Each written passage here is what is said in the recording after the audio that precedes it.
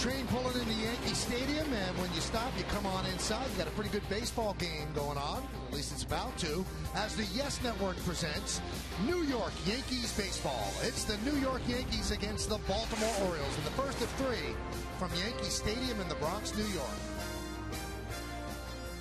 Hello, everybody, and welcome to Yankees baseball, along with Ken Singleton.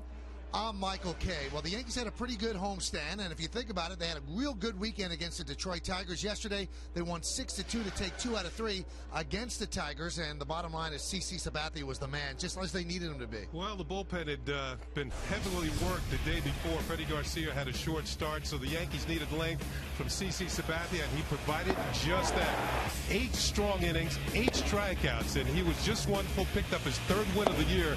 The big man is getting it together, as the Tigers found out yesterday afternoon. He got some offensive help from Curtis Granderson. This will be his 8th home run of the year. Almost wasn't. Austin Jackson watched the effort in center field. Granderson now has 7 of his 8 home runs here at Yankee Stadium. Yep, keep going, Curtis. That's number 8 on the season. Last 8 games, we thought these were going to be litmus tests. They were 2-0 in Boston. The Sunday game was rained out. They stumbled a bit in Texas, 1-2.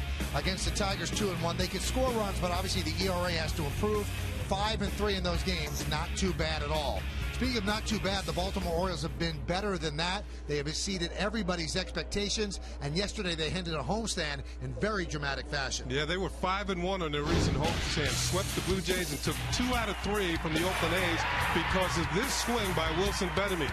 The Orioles had tied the game at 2 in the 9th inning, and then the 3-run home run by Pettitte gives them a 5-2 victory and a 5-1 homestand. So the Orioles are 14-8. Remember, they got swept by the Yankees in 3 games in Baltimore, but they're 11-5 since that sweep, 6-1 in their last 7 games. Check out that ERA. They've got some power, and their bullpen, ERA-wise, it's the best in the American League. Speaking of pitching, Hiroki Kuroda will get the start for the Yankees. What's he done lately? How did he pitch in his last start? What can we expect tonight? Kenny will talk about it next.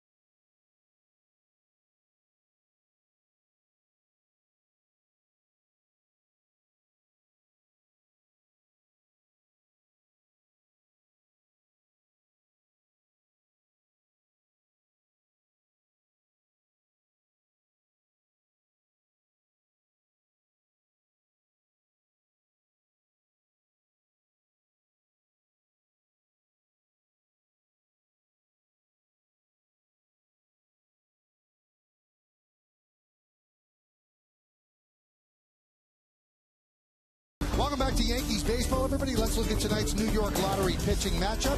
For the Orioles, Jason Hamels had a very good start, 3-0, 1.73. Hiroki Kuroda, some good, some bad, 1-3 with a 4.38 ERA. Welcome back to the booth, everybody. That's Ken Singleton, and I'm Michael Kay. For Kuroda, the Yankees would want more of the pitcher that pitched on the home opener here at the stadium. 2 starts, he's been so-so. The last start, though, against Texas, thought he did a pretty good job. He did a pretty good job, although he ran into a heavy-hitting Texas team and a very good pitcher in Yu Darvish. Started off kind of shaky. Bottom of the 1st inning. First hitter he faces Ian Kinsler. And Kinsler's going to run this one into the Yankee bullpen. His 5th home run of the season. Gave Texas an immediate 1-0 lead. From that point on, Kuroda settled down. He worked 6 2/3 innings, allowed just 1 more run, had 5 strikeouts. The problems for the Yankees that night, they did not score. They were shut out 2-0 by Yu Darvish and the Texas Rangers. See how he does against the Orioles here at 161st Street. We've got a baseball game. Lineups, first pitch, and that game next, right here on Yes.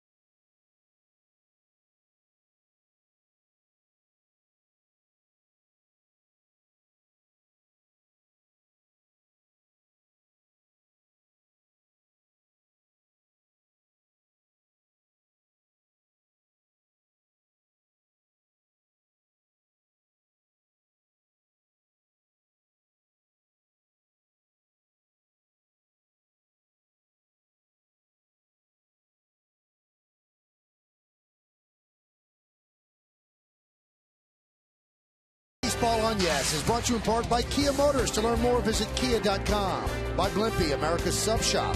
And by the professionals at your Tri-State GMC dealer. Why just go? You can go pro.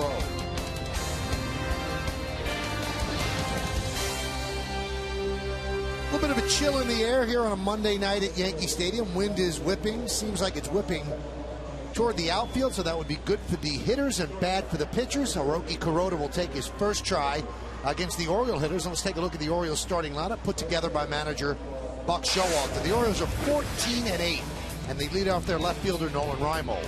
J.J. Hardy, the shortstop, will bat second. Batting third and playing right field, Nick Markakis. Adam Jones in center field will clean up. Batting fifth and catching, Matt Wieters. Chris Davis, the first baseman, bats sixth. The number 7 hitter, third baseman Wilson Betemit. Mark Reynolds, the DH, will hit eighth, and batting ninth and playing second base, Robert Andino. Veteran Hiroki Kuroda on the mound tonight for the Yankees. He has never faced the Baltimore Orioles before. So this is his first look at the birds from Baltimore. So far this season, 4 starts, 1 and 3, 4.38. You can see 17 strikeouts in 24 2/3 innings. Opponents batting .286 against him. Let's check out our pitcher scouting report. You too good. His last start was a good one for Kuroda, but for Yu Darvish of the Texas Rangers, it was even better. He shut out the Yankees, or almost had a complete game shutout with 10 strikeouts. Yankee tradition. At the end of last year, Kuroda was a free agent. He had a chance to go back and pitch for his Hiroshima Carp, but he decided to pitch for the Yankees because of the tradition, and they had players like Jeter and A-Rod, Mariano Rivera, and CC Sabathia. That's why he came to the Yankees. And while he was in Japan, he earned the reputation as a giant killer. Pitching for the Carp, he routinely beat the Tokyo Giants, the best team in Japan. Nolan Reimold is ready. So is Kuroda, and let's do it here in the Bronx. And the first pitch is upstairs, and we are underway. Reimold carries a 14-game hitting streak into this game, and he's 21 for 59 during that time. Off to a nice start. There's a strike. Clips the outside corner. Jerry Lane is the home plate umpire. During the course of spring training, Buck Showalter, the Oriole manager, was looking for a leadoff hitter and a cleanup hitter, and both of the guys he's inserted in those spots are doing well. Line drive left field, and Nunez gets his first try, and he'll put it away for the first out. Why don't we check out the Yankee defense, brought to you by your Mercedes-Benz Tri-State dealer. Nunez will make his first start in left field, and in the outfield with him, Curtis Granderson in center, Raul Ibanez in right. Infield, Chavez, Jeter, Cano, and Teixeira third. The first, Martin behind the plate, and Kuroda is on the mound. Nunez got a tester right off the bounce, a line drive to left, and the toughest play for an outfielder is line drive right at him. J.J. Hardy takes a strike.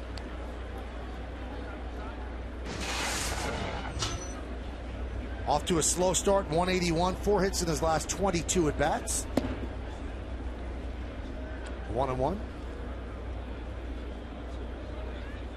Without Nunez out there, the Yankees really wouldn't have a backup outfielder. Right now it's Andrew Jones on the bench, but if Jones was forced to start, that one is grounded to Chavez. 2 outs. Then Nunez would have had to be an emergency outfielder, but they like his athletic skills, so he's out there. Jones is on the bench. Nick Swisher not on the DL, but the hamstring would prohibit him from playing today. Nunez is sort of like Mr. Everything. Yep. We've seen him at short, second, third, and now left field.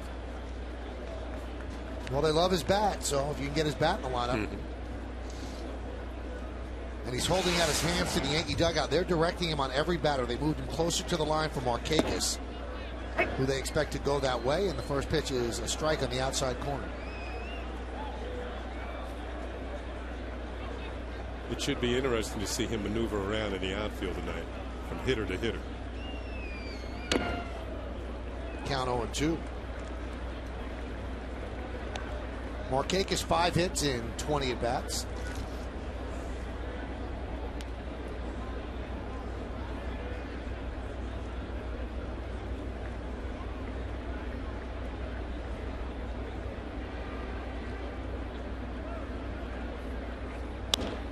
Served into left field, coming on Nunez, and he makes the play. So he gets tested, and he passes the test as Kuroda works a 1-2-3 inning. He does it on 9 pitches, and that's the first inning 1-2-3 Kuroda's had this year, and a nice play by Nunez. Orioles nothing. Yankees coming to bat.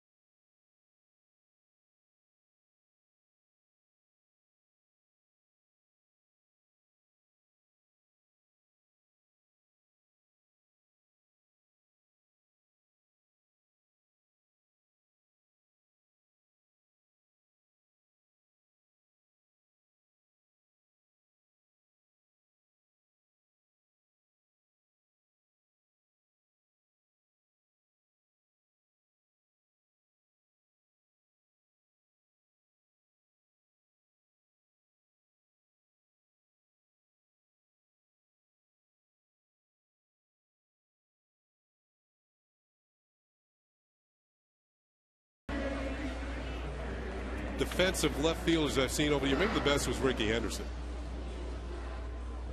Barry Bonds wasn't too bad. Yeah, he was pretty good. Let's take a look at tonight's Yankees starting lineup presented by Lexus. The captain, the shortstop, Derek Jeter, leads off. Batting second and playing center field, Curtis Granderson. Alex Rodriguez, the DH, will hit third, cleaning up second baseman Robinson Cano. Mark Teixeira's at first base. He'll bat fifth. Batting sixth, playing right field, Raul Ibanez. Eric Chavez, the third baseman, bats seventh. The number 8 hitter is the catcher, Russell Martin, and we've already seen Eduardo Nunez at left. He'll bat ninth. Jason Hamill on the mound for the Baltimore Orioles. He's off to a fantastic start. The Orioles got him in a trade with Colorado Rockies during the winter. Look at these numbers. 4-start ERA at 1.73. He's 3-0. Only 18 hits in 26 innings. Opponents hitting just 194. Let's check out the pitcher's scouting report. His first win as a starter came against the Yankees on his birthday, September 2nd of 2007. We'll get to the rest of it in just a second. He's ready to go as Jeter is getting ready in the batter's box. Hamill works quickly. Pitch outside. 29 years apart from the day that Hamill was born, his son Beckett was born. Just last year, 2011. So the same birthday. And he's an innings eater. 3 years in a row for the Rockies. He pitched over 170 innings.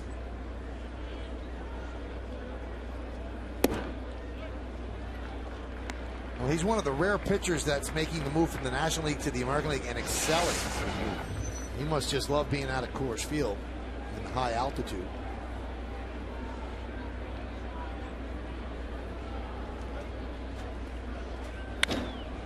Grounded to second, gobbled up by Andino. 1 out. Let's check out the Orioles defense, brought to you by your Mercedes-Benz Tri-State dealer. Reimold, Adam Jones, and Nick Markakis, left to right in the outfield. Infield, Pettitte, Hardy, Andino, and Davis. Third to first. Weeders behind the plate, Hamill on the mound. The Orioles' weakness would be their defense. They do not have a great defensive team. Yeah, they've made the most errors in the league, although yesterday made several great defensive plays, but they've made 22 errors. The Yankees have made the fewest errors in the league. They've only made 7. Granderson, 8 home runs, 7 of them have come here at the stadium.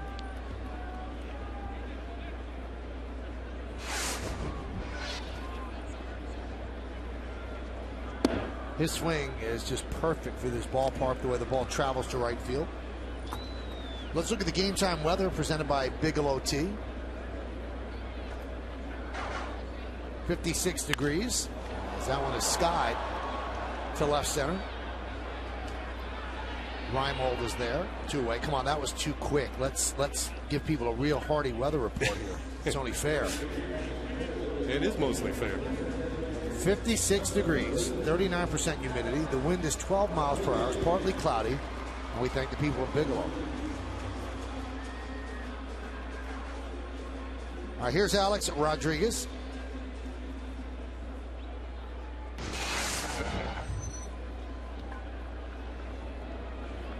Alex 5 for 11 in the set against Detroit. 1-0. One thing that Hamill has done to improve his pitching, he's worked on a sinker. Oriole pitching coach Rick Adair has helped him with it. It's really gotten a number of ground balls. Orioles got a lot of criticism trading Jeremy Guthrie for Hamill. Guthrie was a popular player, probably their best pitcher last year, but he's going to be a free agent at the end of this year, and they figured let's get a younger guy with more upside. And Hamill is 29 though, and they just feel they can make it work more with him. They also got Matt Lindstrom in the deal, the Orioles did, and a hard-throwing right-hander out of the bullpen. 10th round pick by the Rays in 2002. Made his major league debut for the Rays. You hear what happened to Guthrie the other day? Yeah, he was riding his bike. Fell off the bike and fell on his pitching shoulder. The chain broke while he was riding. And Alex walks. Guthrie used to ride his bike to Camden Yards when he was pitching for the Orioles. It's a lot more hilly in Denver. You would think. It's hard to stop a bike with no chain. Buck Showalter with 999 victories. Trying to become the 58th manager in history with 1,000 wins. 29 of the previous 57, they're in the Hall of Fame. And 13 of them are not yet eligible. Buck's been around a while. Here's Cano. Starting to heat up. Yesterday he picked up 2 hits. Had a sac fly as well. They're waiting for him to bust out. Lefties do not hit well against Hamill. 159 so far this year. Cano had 2 singles at center yesterday, and that's a good sign when you hit the ball right back where it came from.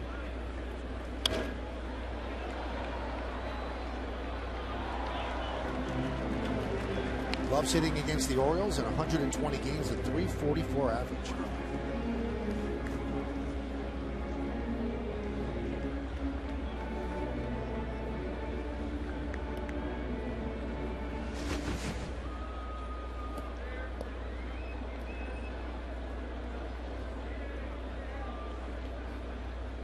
You know the Orioles have tried just about everything they can to get this guy out, and they've just had problems over his career. Robinson hit the ball to all fields. The defense is straight away against him. It's weird because it's different pitchers, different managers, different pitching coaches. It's just some teams that you feel comfortable against in certain ballparks. You know, Camden Yards is one of those places where just about every hitter likes to hit. There's John Russell, the bench coach, going through the signs from Matt Wieters.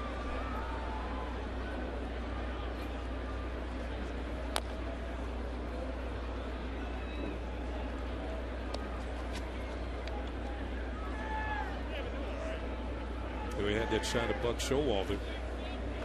Orioles are 6 games over 500 for the first time since 2005. It's been a while.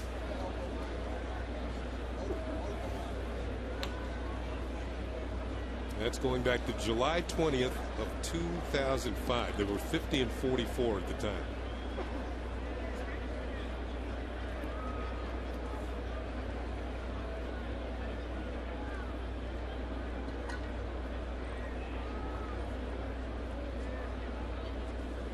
Swing and a miss. He strikes out Cano, and that'll do it. No runs, no hits, no errors, 1 man left. We played 1 at the stadium. Yankees in the Orioles scoreless. Adam Jones will lead off against Hiroki Kuroda.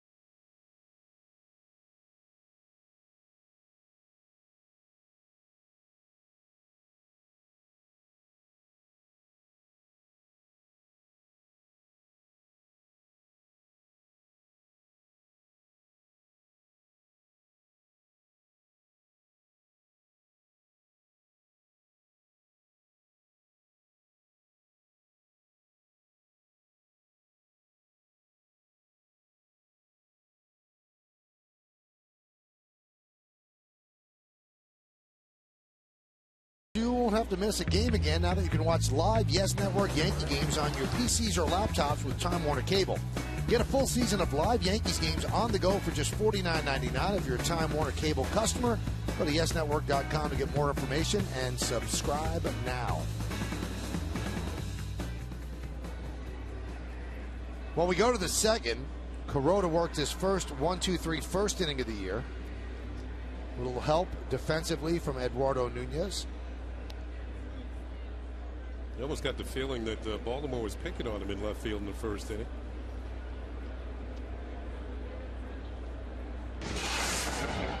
Eight-game hitting streak for Adam Jones, 12 for 31 during that time, hitting .330.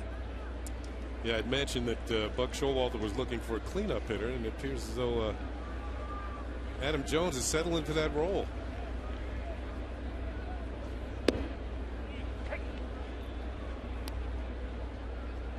In Baltimore over the weekend, they unveiled the statue of Frank Robinson. They'd like to have him hit like Frank Robinson did out of that cleanup spot. What do you think? As good as Jones is, not like no, it. He's not going to hit like Frank Robinson. Frank Robinson was pretty special. Yes, he was.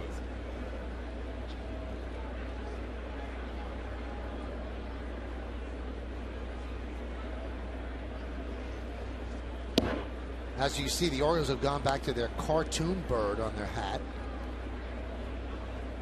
For the last many years, they've had the ornithologically correct bird. But this one evokes good memories for the Orioles. Won a championship wearing that hat.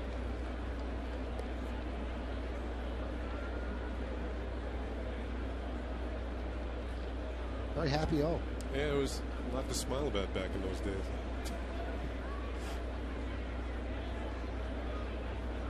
The 2-2. Count 3-2. Rode his fastball sitting around 90 miles an hour so far. He threw a good slider to Jones earlier in this at bat. Let's see what he goes to on 3-2 here. Went off speed, and that's the first base runner for Baltimore.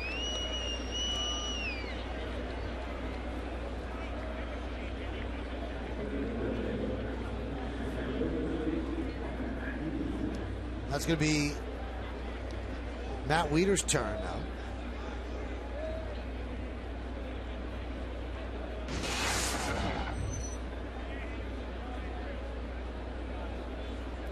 A first-round draft pick that panned out just fine for the O's. Last year, Wieters came into his own defensively, earned himself a Gold Glove, and this year you're getting the feeling that the offense is starting to catch up to his defensive ability. He's got 6 home runs already, tied with Jones for the team lead.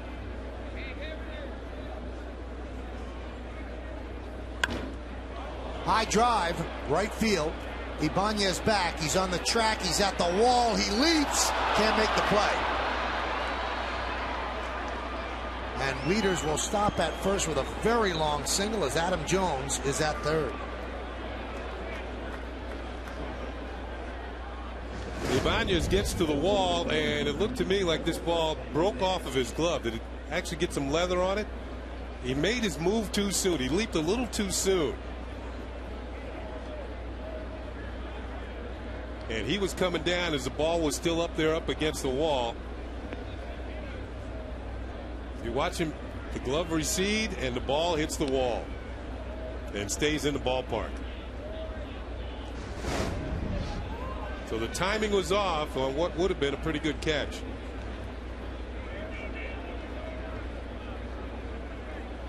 So first and third, nobody out. And here's Chris Davis. 5-game hitting streak for Davis.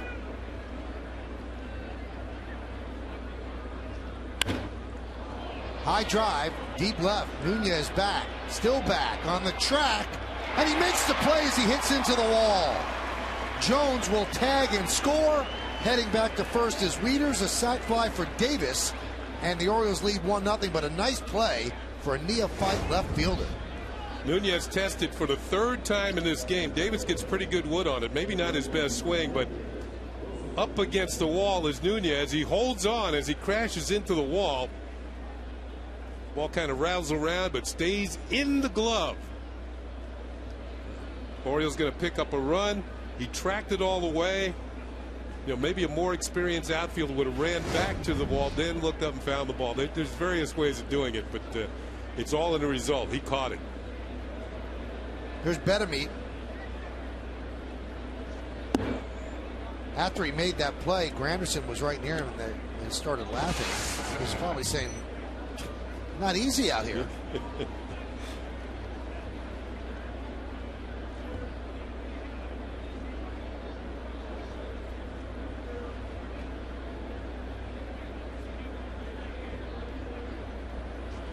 It's almost like he's a rookie cornerback, and the offense is picking on him. You know, they're just, there's the weakness. Let's go at it.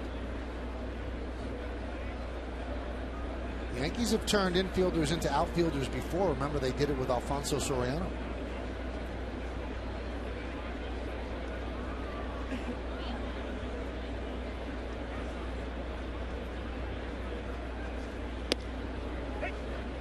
Strike.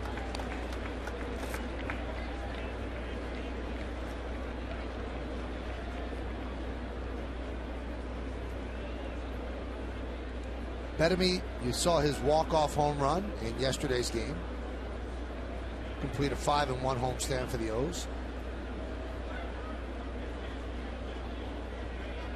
That was Pettitte's first career walk-off homer.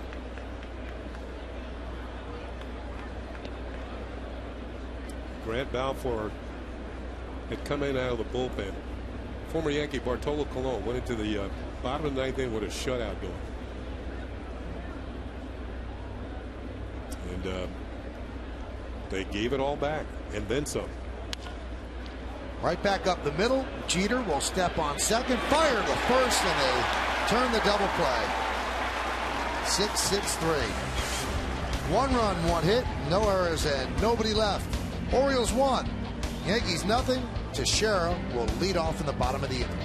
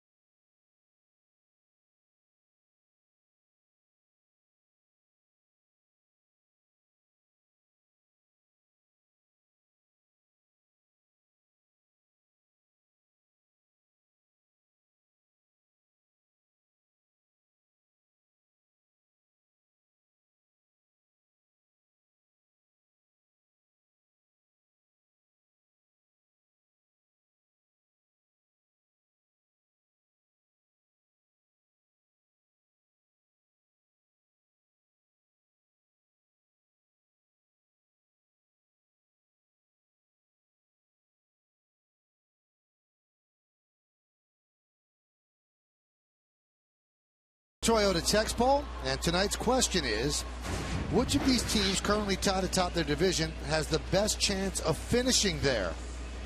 You can text your vote to 42951. Standard text messaging rates apply. Is it Atlanta, Baltimore, Tampa Bay, Washington? I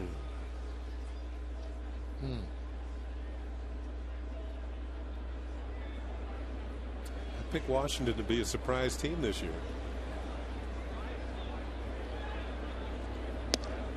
They just called up Bryce Harper. 2 games, 2 for 6. Teixeira really struggling. He's 2 for his last 25. But here's a stat that really jumps out at you. He has not walked in his last 52 plate appearances.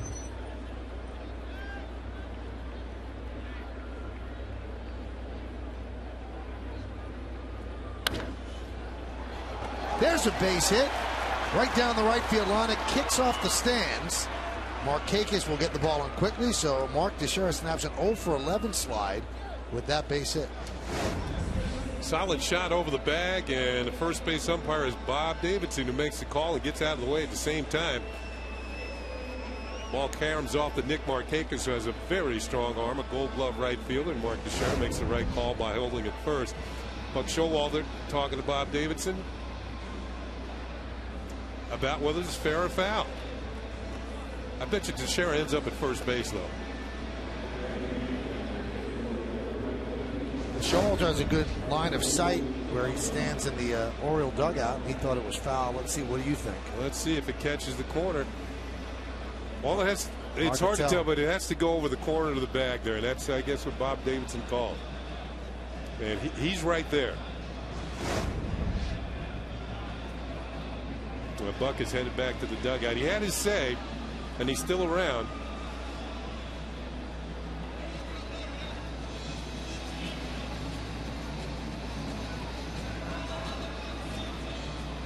He's got his team off to a good start.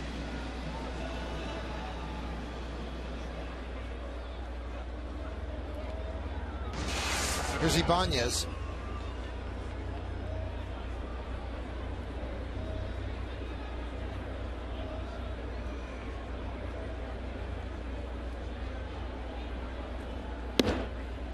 And a strike.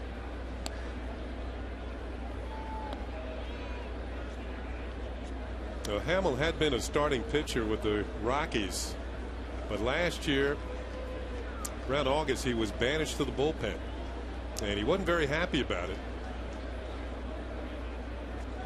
But when he got down to the bullpen coach was Jim Wright. And Jim Wright and he just discussed pitching just about on an everyday basis. And one thing that Wright said, you got to adjust your way of thinking. And don't focus on anything else but the glove when you're about ready to pitch. There's no hitter there. There's no umpire. Just look at the glove, the sign, and then the glove. And try and execute your pitch. So over the winter in February, Hamill and Lindstrom get traded to Baltimore for Jeremy Guthrie, as we said. And he's continued that way of thinking into a 3-0 start and a 1.73 ERA.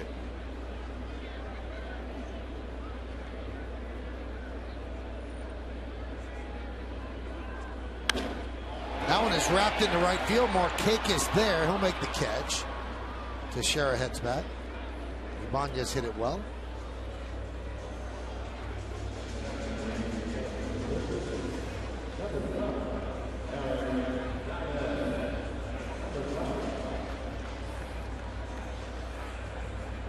Orioles have gotten some pleasant pitching from Hamill, Tommy Hunter, Jake Arrieta's pitched pretty well. Their bullpen's been outstanding. That one is driven deep to right field off the bat of Chavez. See ya! 2-run home run for Eric Chavez, and the Yankees lead 2-1.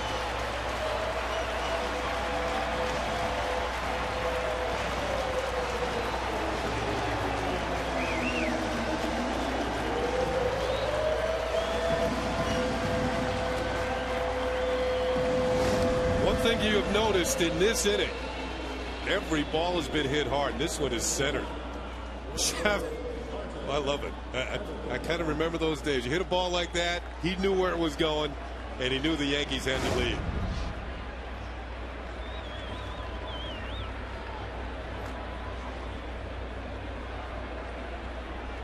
There's Russell Martin.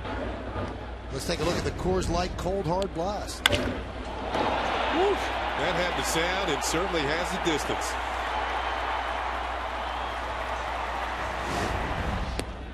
Martin takes outside. So Teixeira with a shot over the bag. Ibanez lines out the right, and Chavez into the Yankee bullpen.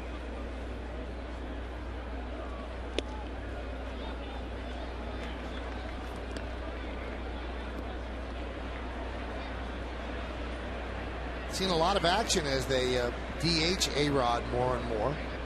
Chavez so good defensively. kind of turning back the clock. These are like his days in Oakland when he was an everyday third baseman.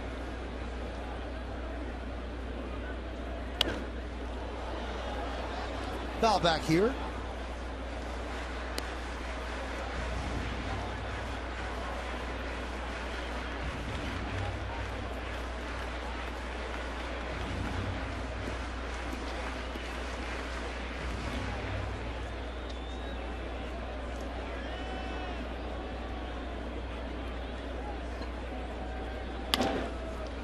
Rounded to short. J.J. Hardy for the second out.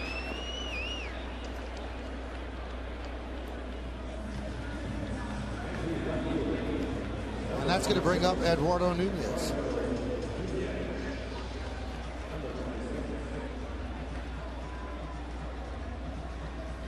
Three putouts in left field so far for Nunez.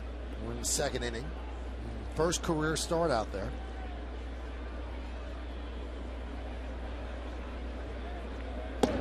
Shows bunt, takes outside. Saw Nunez when he stepped in the box. He took a little glance down at third base to see where Pettitte was playing, and he's beyond the bag. Then he flashed a bunt and didn't. Pitch was outside. Bunts and foul. Pettitte didn't believe me. Didn't come in. The thing about it, you say, why would you bunt with 2 outs? Well, the thing about Nunez, if he bunts and beats it out, he can move himself into scoring position with a stolen base. He stole over 20 bases last year. He's 3-0 this year. So bunt single might be as good as a double. Well, he's still thinking about it. Now I better stop thinking about it. He has 2 strikes.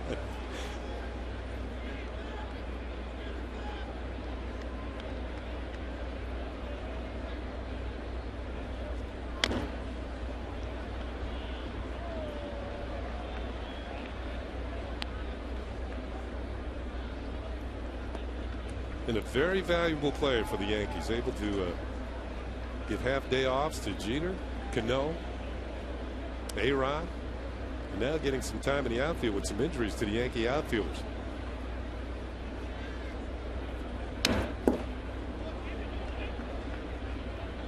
And plus, it's that you're not losing that much offensively. He's hitting .345. And I thought Michael in spring training would get a hit in the first game of spring training in the hand and didn't play for about 2 weeks. That he would get off to a slow start swinging a bat. That was not the case. He hit well in spring training and now has hit well at the beginning of the season. As today we close out the month of April.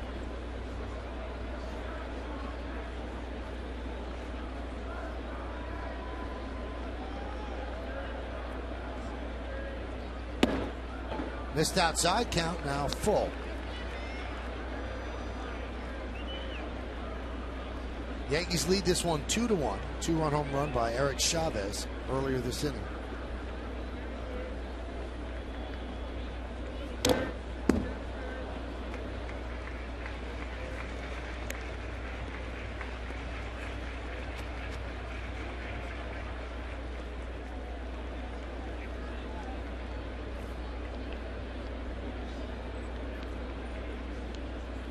Payoff.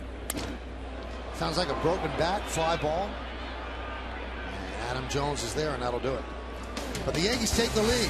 First a single by Mark Teixeira. Then Eric Chavez crushes one into the Yankee bullpen in right center. When it lands, Yankees lead 2-1.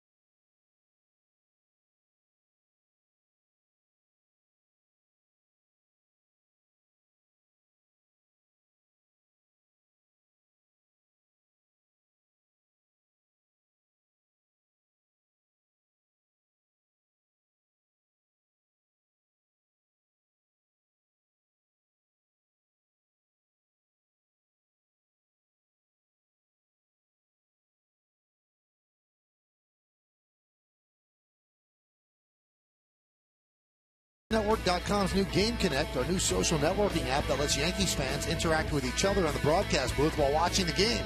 See what other fans are tweeting about and get up to the minute scores and in-depth pitch-by-pitch stats, all at YesNetwork.com. Mark Reynolds takes a pitch outside, so now Kuroda has the lead after the Chavez home run.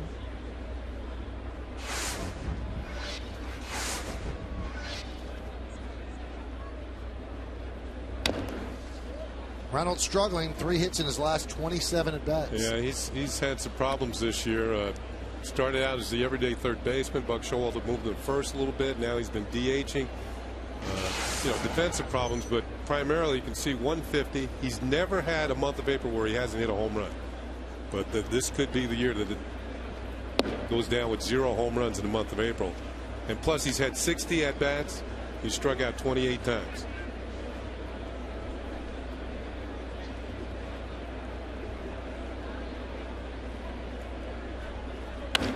Line drive caught by Teixeira, taking a hit away from Reynolds. When you're struggling, you're struggling. If you're Reynolds, if it wasn't for bad luck, you wouldn't have any luck at all on this one. Line drive, stays with it. Teixeira flags it down for the first out here in the top of the 3rd inning. Been struggling making contact. He finally makes solid contact and goes directly at one of the fielders.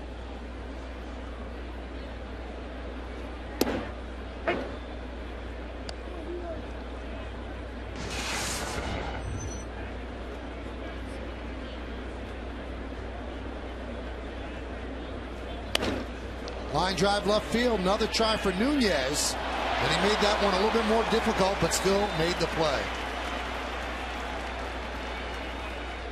I tell you what, he's caught him on all kinds of different angles out there in left field. Look at Tony Pena. He almost overruns it, stays with it, dismounts, and makes the play.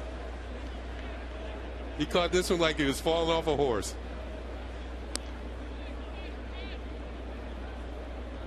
Eduardo Nunez, half glove will travel. Nice play.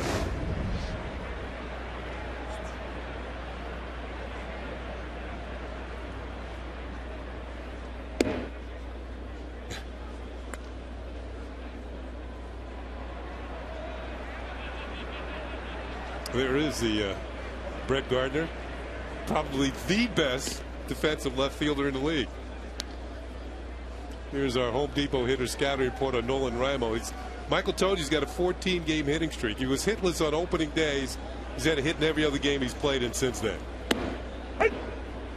And late inning power. He's got 4 home runs from the 7th inning on. That's the most of anybody in the major leagues. And all 5 of his home runs are on the road. He hasn't homered in Baltimore this year. Could not hold up.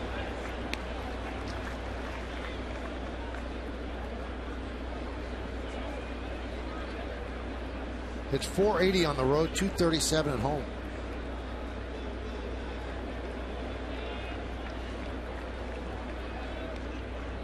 And he swings and misses, and that'll do it. 1-2-3 inning for Hiroki Kuroda. Eduardo Nunez has made 4 putouts in left field. Some pretty good, some very good. Some look tougher than they really were. Not they really felt. It all works.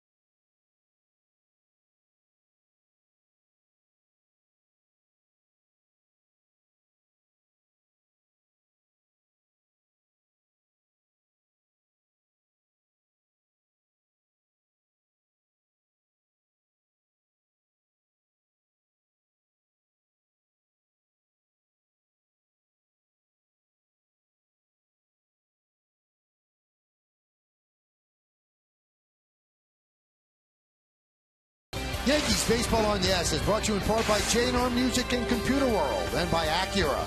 Acura Advance.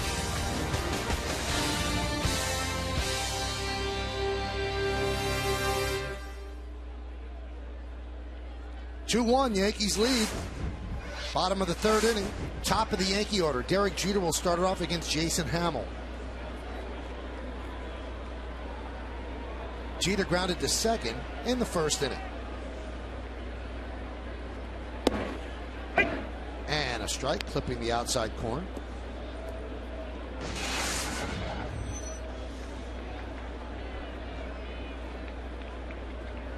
Look at that on-base percentage for Derek. .436. He's been getting on base 44% of the time. Leads the major leagues with 36 hits this month. And leads the American League with a .391 average. That is creating opportunities for the players hitting behind you in the order.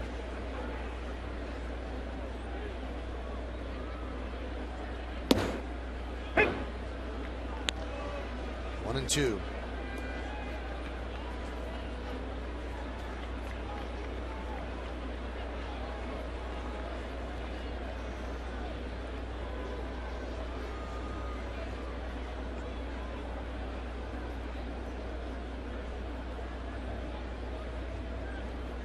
And the pitch. Ties him up inside. Hamill's got a live arm. Yeah, he does. Good movement on that fastball. Ran in on Derek's hands. That's a heavy sinker.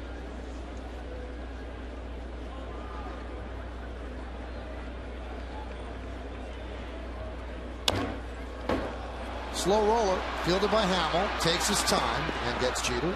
Didn't rush it, and that was the key. After that fastball was inside, moved Derek back a bit. He came back with a good slider to the outside corner. Derek barely got some wood on it.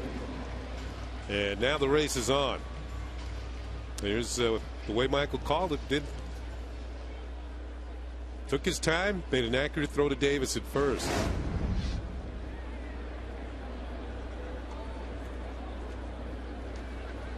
Showing bunt, taking low. I saw that very same play yesterday. Probably cost the Oakland A's the ball game in the ninth inning.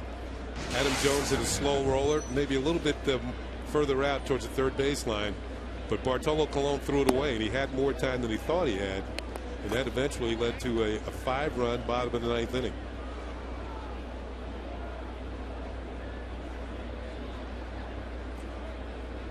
The 2-0. Foul back.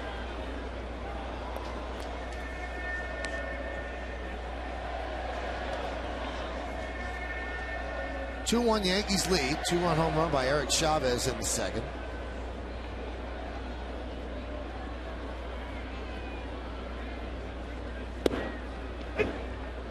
Strike, 2-2. Granderson has reached base safely in each of his last 20 games. Longest streak for any American League player. He gets on. Third base umpire Dan Bellino said he checked his swing.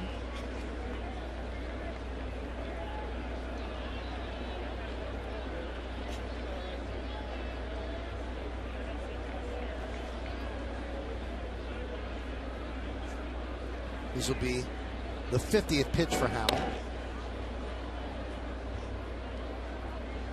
One thing Granderson did last year, kept his at-bats going. Fouled off more two-strike pitches than any hitter in the league. That didn't always work out because Granderson's a high strikeout guy, but he makes pitchers work that much harder. Like that.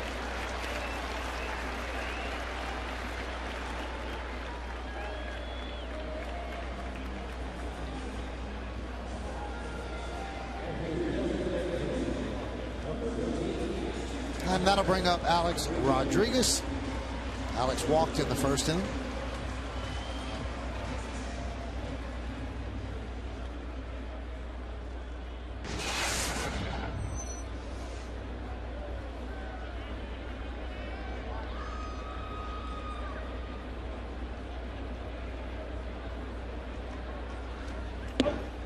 Pitch inside.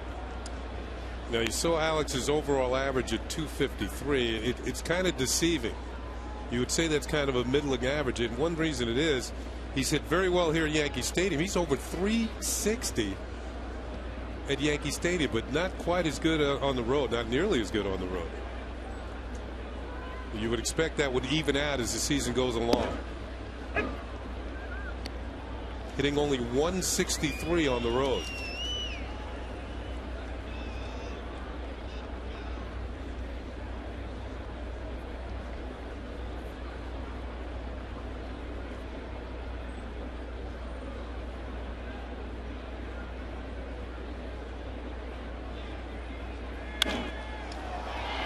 High pop-up. Shallow right. And Dino out. Called off by Markakis for the second out.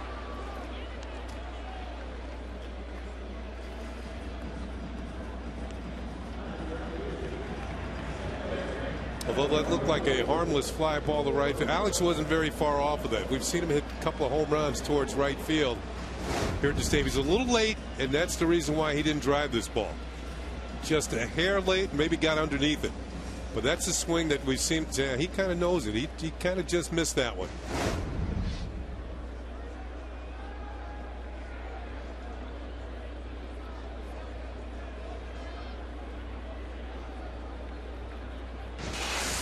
You know, we have a tendency to watch hitters, another out, but it's the way they make the outs that kind of give you an indication of how far away they are from their next hit.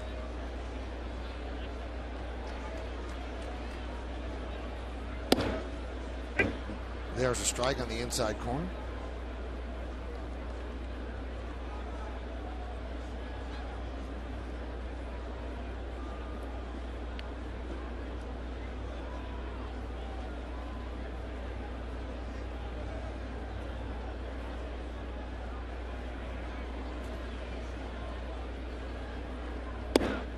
That one misses outside.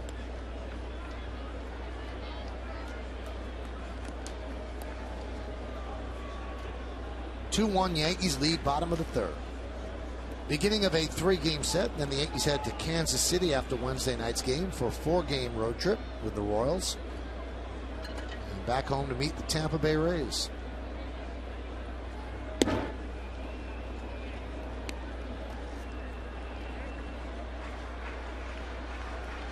So, Michael, I was coming up on the train this morning. Several people asked me about you. Really? Yeah. What Michael Cage doing it? Say hello to Michael. Nice people on that Acela. I like that trip. Yeah, it's great.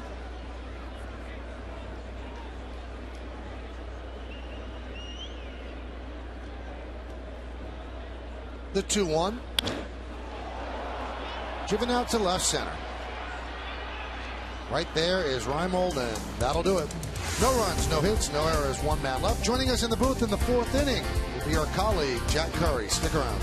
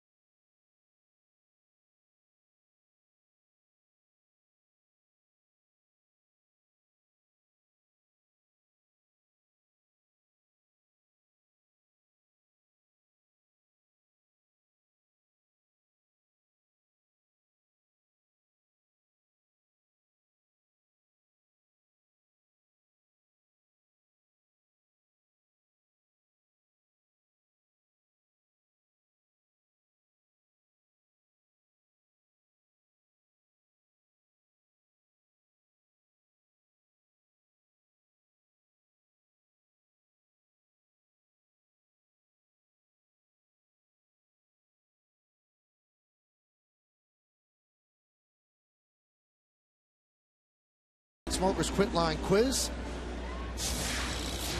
Last season, Curtis Granderson became the second player in Major League Baseball history to have 40 more home runs, 10 or more triples, and 20 more stolen bases in a single season. And who was the other?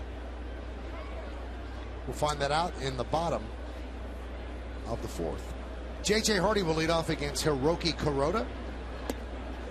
Pitches outside. Jack Curry joins us in the booth.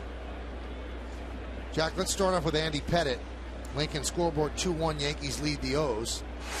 Andy Pettitte's numbers today, extended spring, don't jump off the page in a positive way, but what's the word? Right, you look at the numbers and you say those are not great numbers, but I think what the Yankees were encouraged about, Michael, is he threw almost 100 pitches.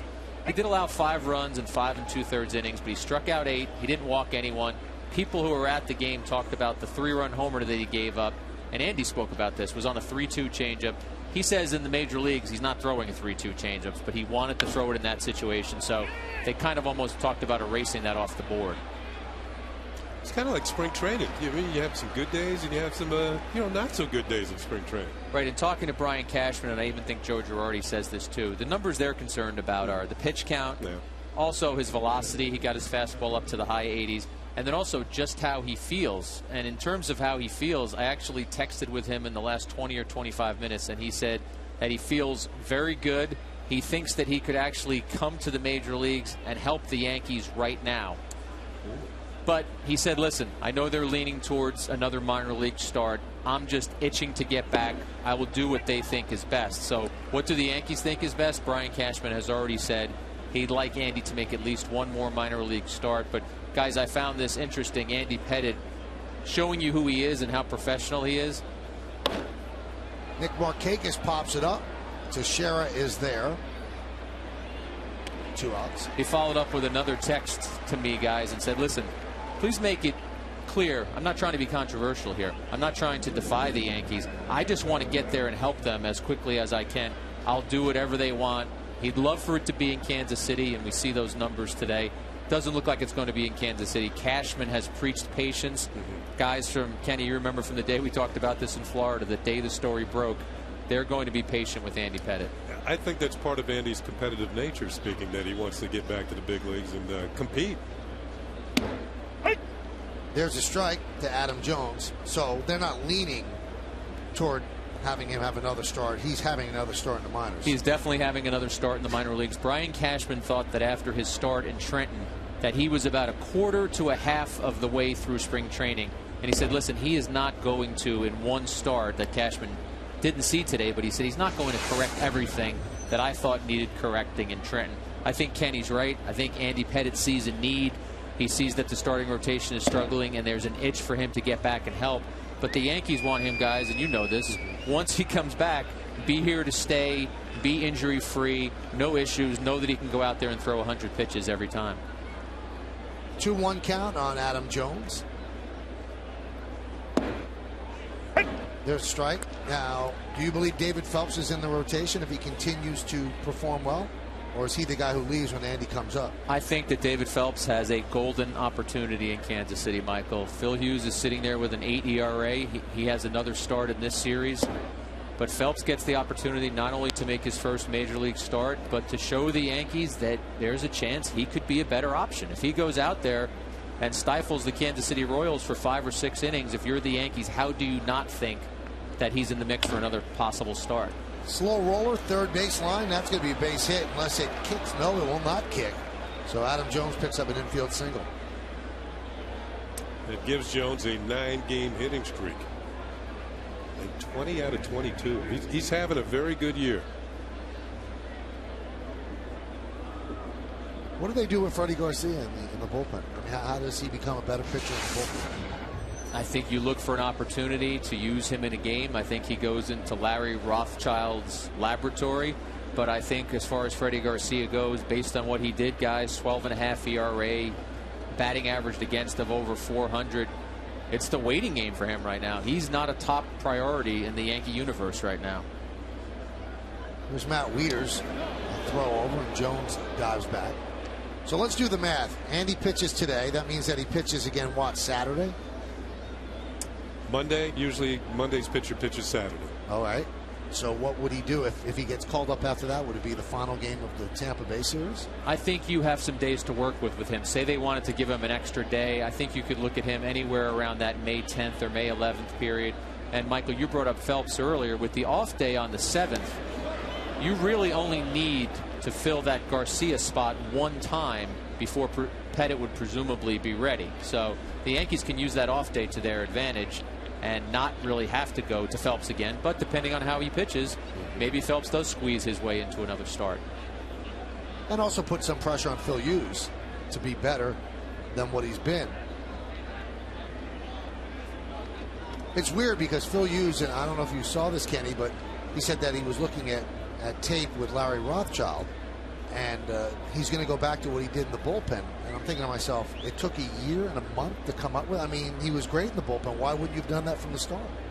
Was he looking at tape from his bullpen days? Yeah, or 2009. Oh, okay. He said he's just going to let it fly.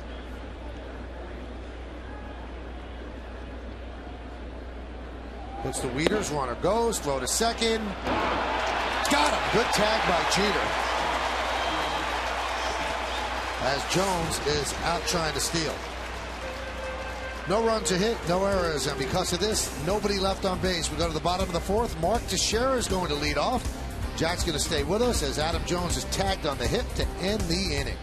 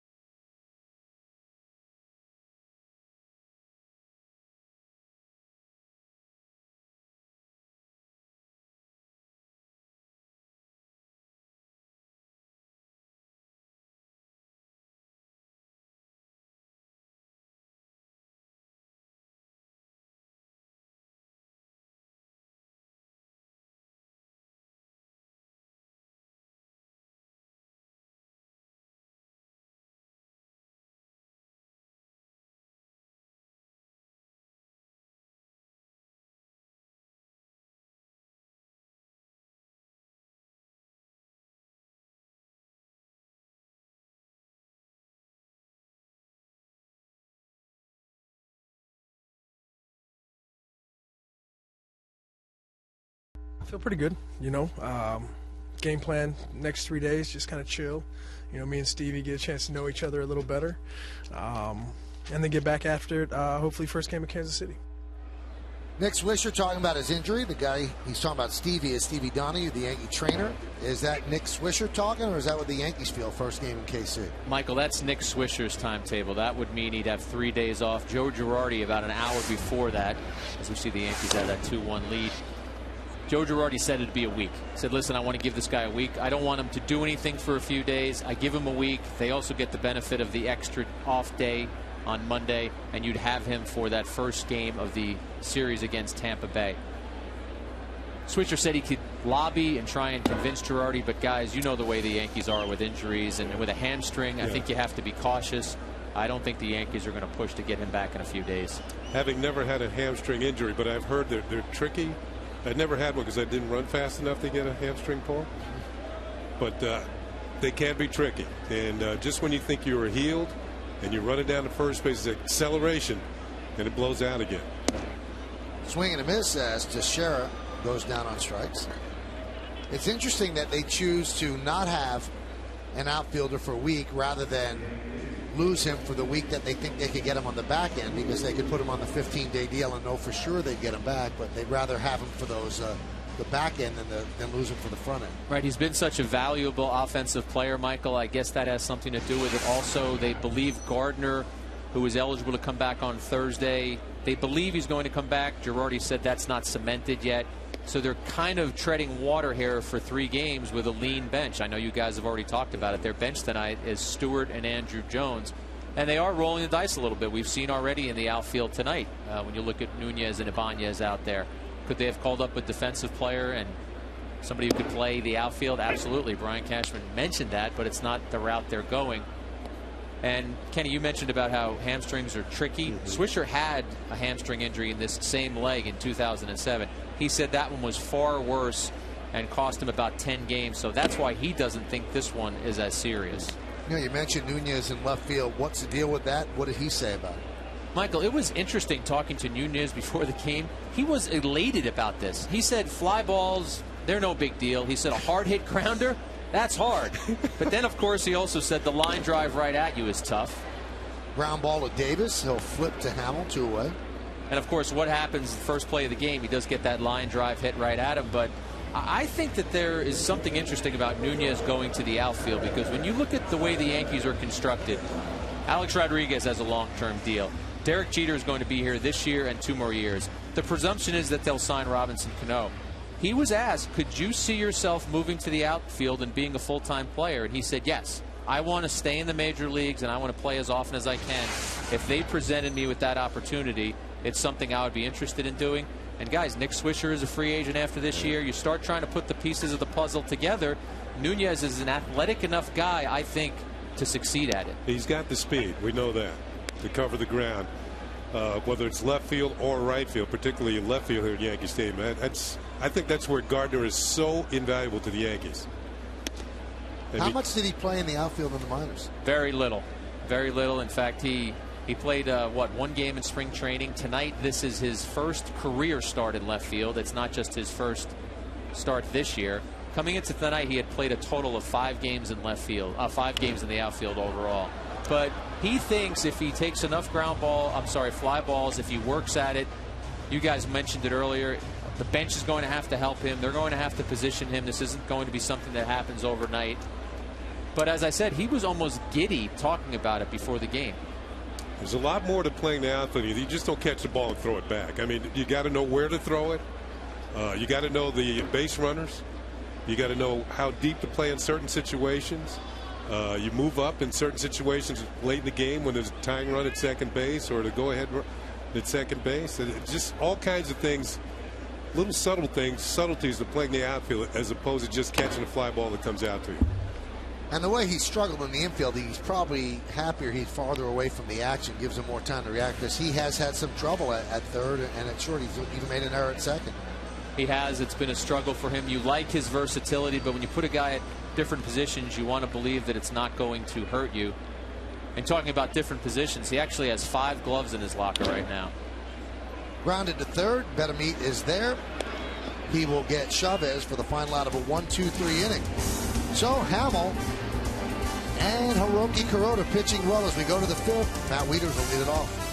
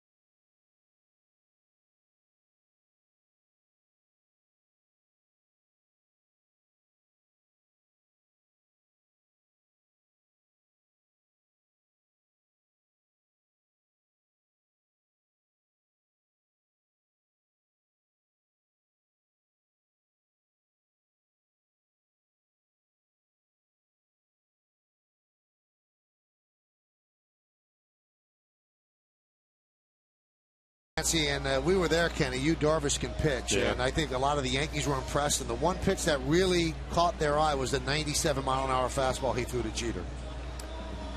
And it wasn't even a strike. I mean, it was just, I think it was trying to be impressive, reach back for a little extra, and overthrew it a bit. But it's there. We go to the 5th inning. Matt Wieters will lead off. Yankees lead 2-1 alongside Ken Singleton and Jack Curry. I'm Michael Cape. Watching Yankees baseball right here on Yes. Beginning of a 3-game set, and the Orioles come in at 14-8. A little bit of a surprise in the American League East. Looks like the standings kind of reversed. Everybody expects the Orioles to be on the bottom, and I know you spoke to Buck Showalter. What was his take, Jack? Well, Michael, I walked into Buck Showalter's office at about 3 o'clock, and not surprisingly, he asked me to hold on for 1 second because he was checking something going on with their AAA team, Norfolk's score. He was looking online and said, hold on, I'll be right with you. So he's looking at the minor leagues because that's part of what the Orioles have to do now. But he is keeping or trying to keep the excitement level down. He understands that the Orioles are off to a strong start, but he also understands that this division is very strong. He looks at the Yankees, he sees the Rays, he sees the Red Sox, these teams, even the Blue Jays. He understands that there's a reason why everyone picked the Orioles to finish in last place. But that being said, and Kenny mentioned the stat earlier, 6 over for the first time since 2005.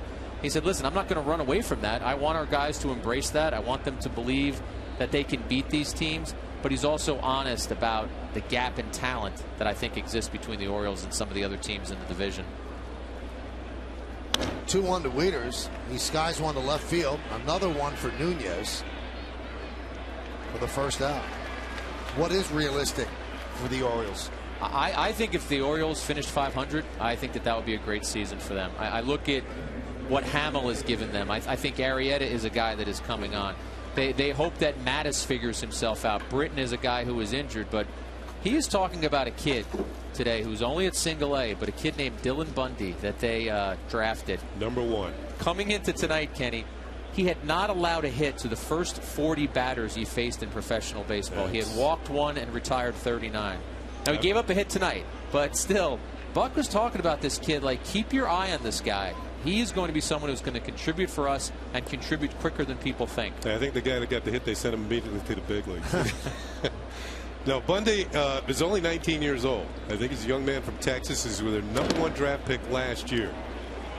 And they asked Jim Palmer, what did he do? Jim Palmer said, I think he'll be in the big leagues by September. They said, well, Jim, he's only 19. And Jim's retort was, I was in the big leagues when I was 19. Well, Kenny, is there some pressure on the Orioles now because the Nationals are doing so well? I don't think so. I think they feel like they're a separate entity. I mean, you're right. They're only 40 miles apart. They're both on the same network. The Nationals, well, it seems to me the Nationals have really developed their minor leagues. They've got some players coming up who can help. They've signed some free agents to help themselves out. They got Steven Strasburg. He's their number. Maybe Bundy will be the Orioles' Steven Strasburg in the not too distant future. The 0-1 to Davis.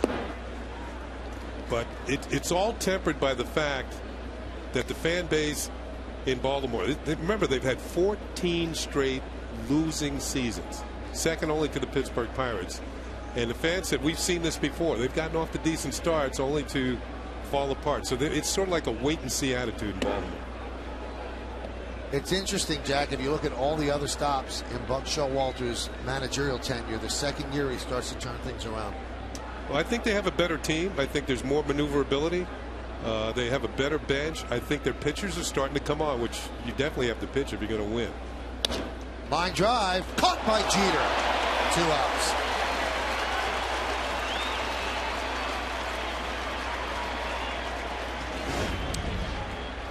Well, Derek Jeter proving that you got to get up to get down. Good play by Derek. Well, we've seen a couple line drive outs tonight. Derek's hauled in one. Teixeira's hauled in one. A little further out, Nunez has hauled in one. Here's Pettitte. Pitch outside. Kenny, those long-suffering Orioles fans that you spoke about, Buck mentioned that in the interview I did with him for our batting practice show. He talked about how, listen, we've got to give these people reason to come back. We've got to give these people reason to believe. And this record, which isn't even 15% of the season schedule so far, is not enough. He understands that, and he said to me, do you remember what Camden Yards used to be like? I mean, he remembers what it was like to go in as an opponent and have to deal with those crowds there, and it's not there yet. They're trying to get it there, but of course it's all about pitching. The versatility and the flexibility that they're trying to develop is great, but they need their pitchers to produce.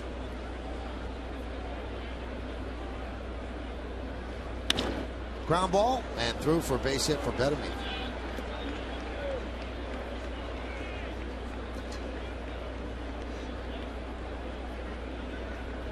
14 straight years of losing for the Orioles. 19 the Pirates lead, then 14 for the O's. Royals 8 straight. And that's a list you don't want to be on. And right now it looks like all three, the Orioles are trying to change it, but the other two have not gotten off to good starts.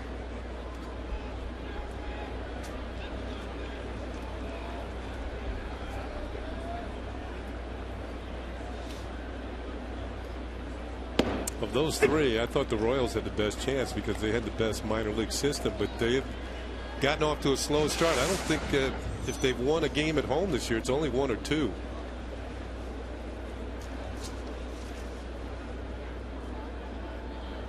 No, they haven't. They're 0-10 at home, 6-5 on the road.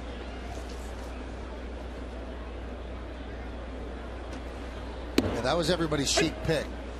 The surprise team, but you know, the catcher got hurt, the closer got hurt. You're looking at me when you say that, right? No, did you pick them? I didn't know. I said they would have their surprise team, but I also said the Nationals would be a surprise team in the National League. He's telling the truth, Michael. I remember in spring training he was 1 for 2. Kenny was high on the Royals, but he was even higher on the Nationals. So 50% isn't bad because a lot of people were thinking that the Royals would finally turn it around. I just didn't like Bruce Chen as your #1 starter. That's not getting it done for me. He's no Steven Strasburg, right? Also, you made that pick before they lost Soria. Yeah, but you have to have starting pitching too. I just thought they're everyday players like Alex Gordon and Moustakas and Hosmer. I thought that these guys could bust out and score them a lot of runs. 1-2. But stuff happens. You know, it's a long year.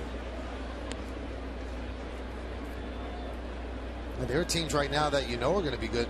The Tigers came in here and struggled. They didn't look great at all. But that division is going to give them a little breathing room because I don't know if there's anybody good enough to challenge them. They also started off 12-17 last year, so I'm not really worried about the Tigers. I don't know that Verlander, as great as he is, I don't know that he can reel off the same kind of season he did last year, but I'm with you. I'd be shocked if the Tigers don't win that division. I mean, who would be your second place team? Chicago White Sox, right as of now. Right now. Robin Ventura, manager of the year. If they keep it going.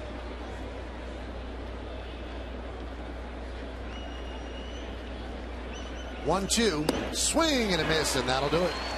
We'll hear from Jack on the post-game show. No runs a hit, no errors, and 1 man left on base. We're halfway through. Martin, Nunez, and Jeter coming up for the Yankees in the bottom of the 5th.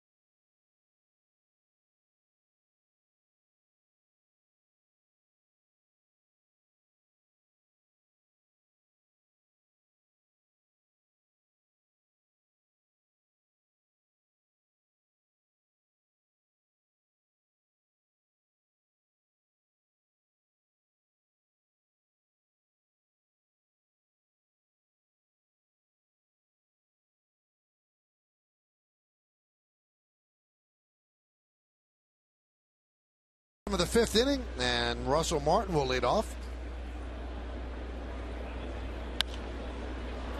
Fouled away. Martin's hitting 173 with 2 homers and 6 ribbies. After 18 games last year, 311, 6 homers and 16 ribbies. So he's really off to a slow start. I thought after some of the swings he had at the series in Boston, he hit a home run at Fenway Park. I thought he was starting to get it together, but then went backwards a bit. I think we should mention, Michael, that if you look at the Central Division standings, the Cleveland Indians are in first place. Yep. And if you remember last year, they started off very well, and then they collapsed toward the end. And as Jack said, the Tigers started off poorly. Tigers just have so much hitting. But there's some holes on that team. Strike 3, Martin down looking. These are the Central standings right now. The Indians are surprised. The White Sox, everybody picked them really for last or next to last. Tigers and the Royals and the Twins.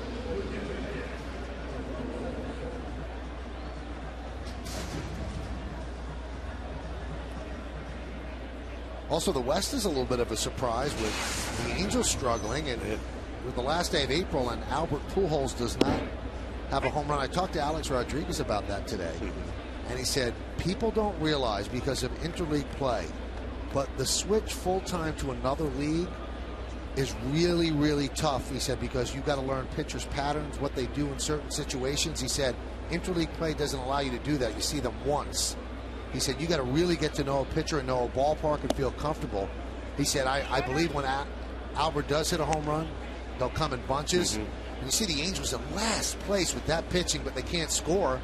They've released Bobby Abreu, and they called up Mike Trout at 7-15. But Alex says I still believe in Pujols, and once he hits 1, I think he'll hit 5 real quick. Nunez, 1 hopper, and a nice play by Andino for the second out. Let's see the answer to the New York State Smokers Quit Line quiz. It's a tough question, so we gave you a little extra time to come up with the answer. Curtis Granderson became the 2nd player in baseball history to have 40 more home runs, 10 or more triples, and 20 more stolen bases in a single season. And who was the other? It's either 1 or 2 people. That was my first guess. What was the other guess? Barry Bonds. Okay. But Willie Mays, he can literally do it all. Pretty nice company to be in for Curtis.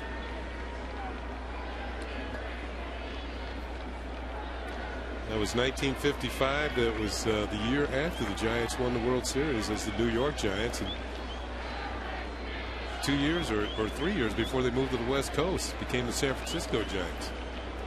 Here's Derek. 1-0.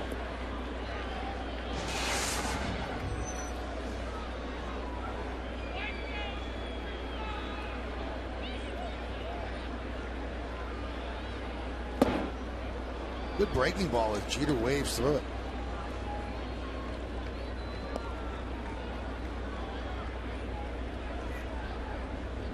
Jeter tapped out on that breaking ball his last time up.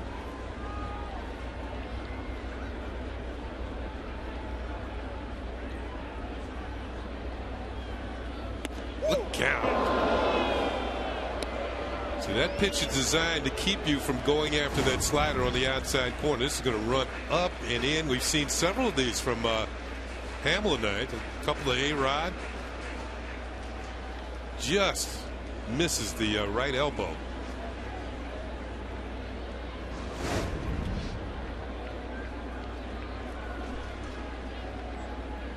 Next pitch should be down and away.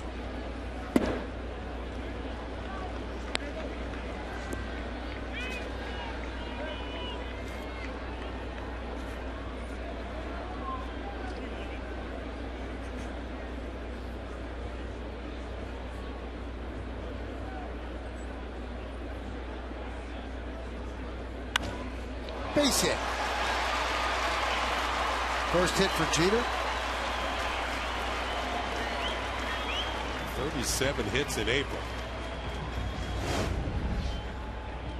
I think I mentioned in the last game, Michael, when you get 30 hits in a month, you're usually going to hit around 300 that month.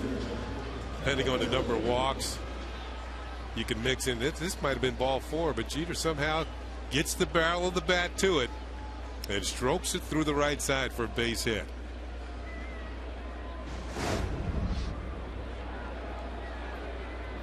Who's next on the all-time list? Tony Gwynn? Tony Gwynn. Yeah. Tony, he's coming.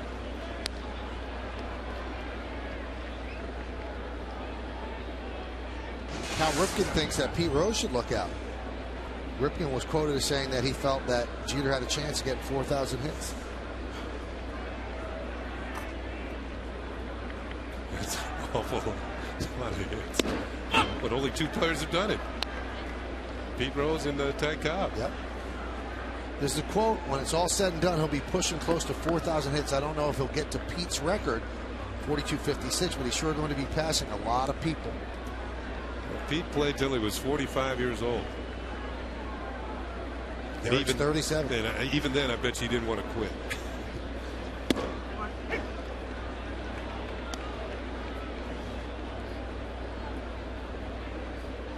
Orioles scored in the second inning on a sac fly by Chris Davis. Yankees scored in the bottom of the second, a 2-run home run by Chavez. And that's it, bottom of the 5th.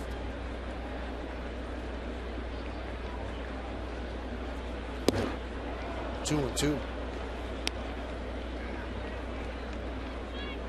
Sort of off-speed pitch, had Granderson out in front. It was kind of in his wheelhouse, and he was ready to unload. 89 pitches. Coming up on number 90. And he swings and misses, and that will do it in the 5th. No runs a hit, no errors. 1 man left. We go to the 6th inning. Robert Andino will lead it off against Kuroda.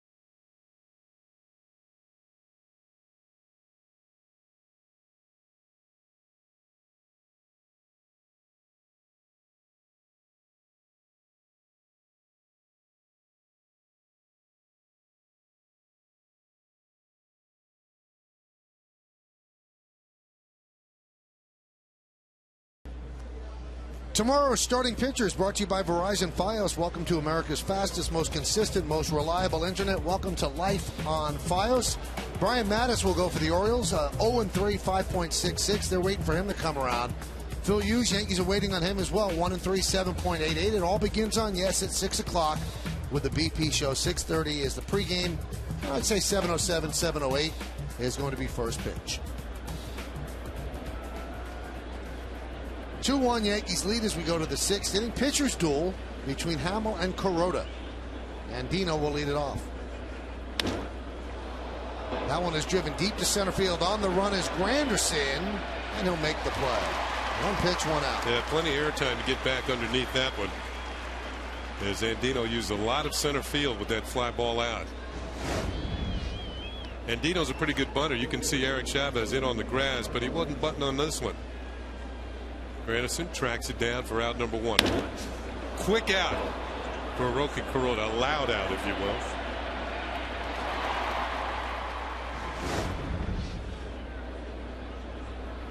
Here's Reimold.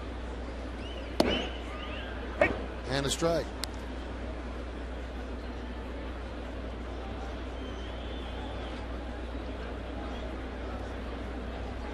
And the 0-1.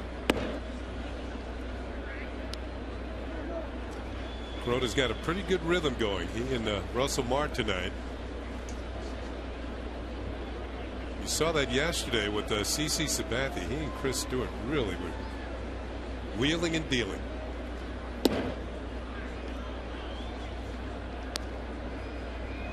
CC had an outstanding breaking ball yesterday.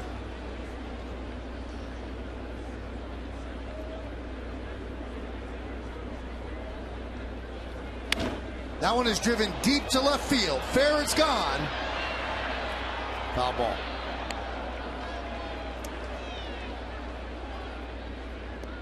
That was a hanging breaking ball, and Kuroda got away with it. That is Kenji Nomura. That is Kuroda's translator. Very interesting young man. I had a chance to talk with him in Texas. Actually served as a translator for sumo wrestlers.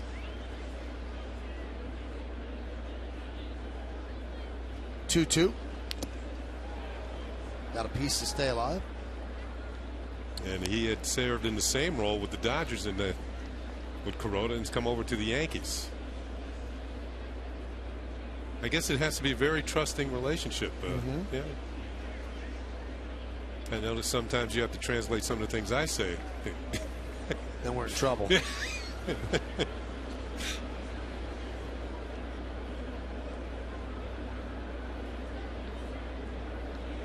2-2.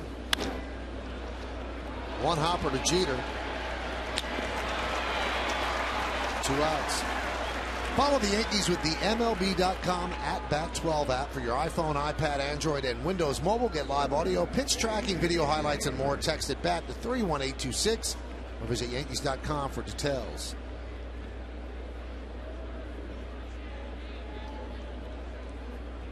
Here's J.J. Hardy. 4 hits in his last 24 at bats.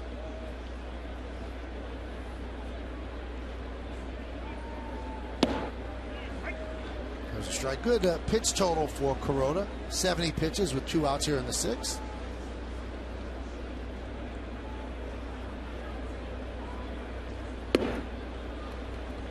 One and one.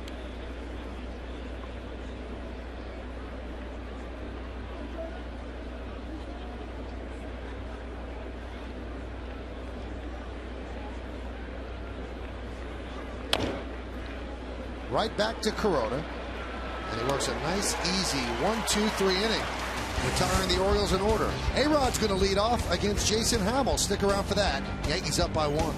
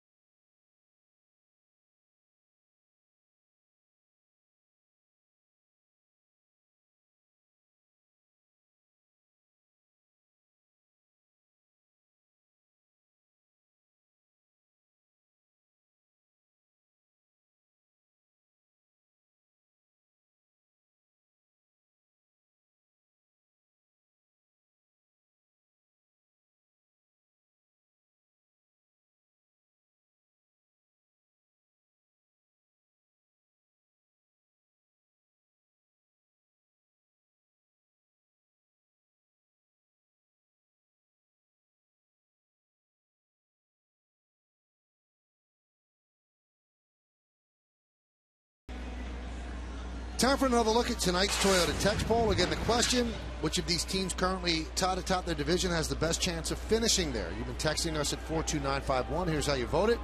39% think it's Washington, and then 33% Tampa Bay. That's a strong showing for Tampa Bay because you realize mostly Yankee fans are voting. Yeah, but a lot of those people out there must have heard me in that spring training game when I picked the Nationals to have a good year. Count 1-1 to A-Rod. Alex has walked, and he's flied out to right.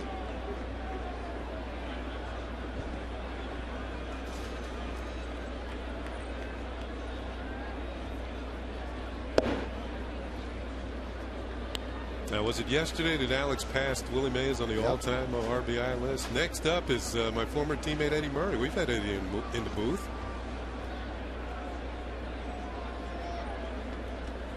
The 2-1. Strike on the outside corner, 2-2. Both pitchers putting on a show tonight. Working quickly, throwing strikes. First pitch strikes. More often than not.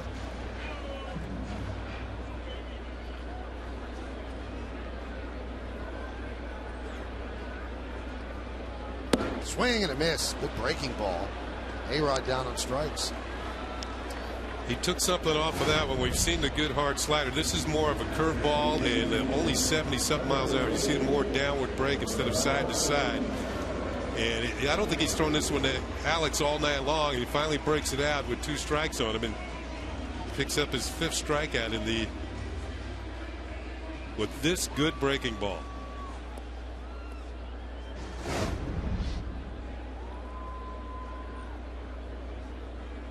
Here's Cano. Right up the middle and a base hit.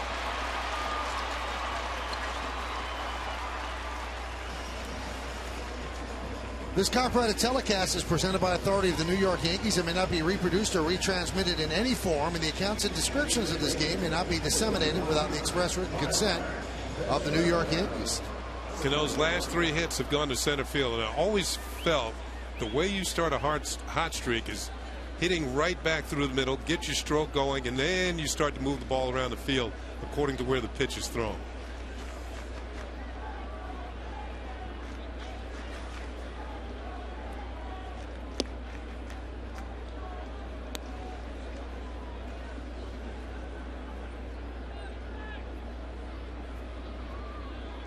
Three infielders on the right side.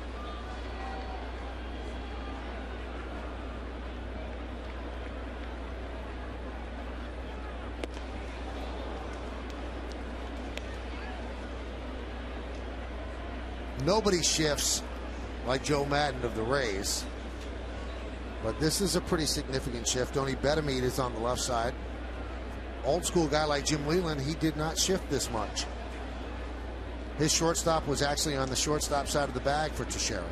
I think a lot of it has to do with your pitchers as well. They have to make the pitches that will make the shift effective. If they don't, all of a sudden you've got hitters hitting the ball the other way and getting base hits. I think the first shift they ever heard of was the shift they used to put on Ted Williams, and it was done by Cleveland manager Lou Budrow, who was the player manager, and didn't keep Ted Williams from hitting 400. And he would not go the other way. No, he would. A lot of times he went over the shift. Over 500 times he went over it.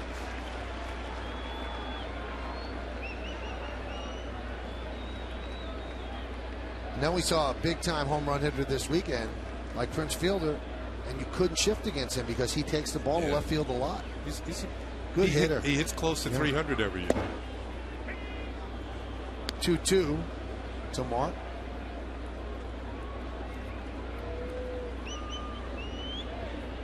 This will be the 100th pitch for Hammond. And not only are he and Cabrera power threats, they are good hitters as well. They have good 2-strike approaches.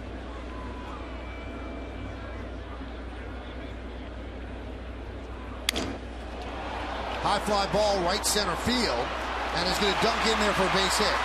Cano is going for third. Here's the throw, not handled by Pettitte.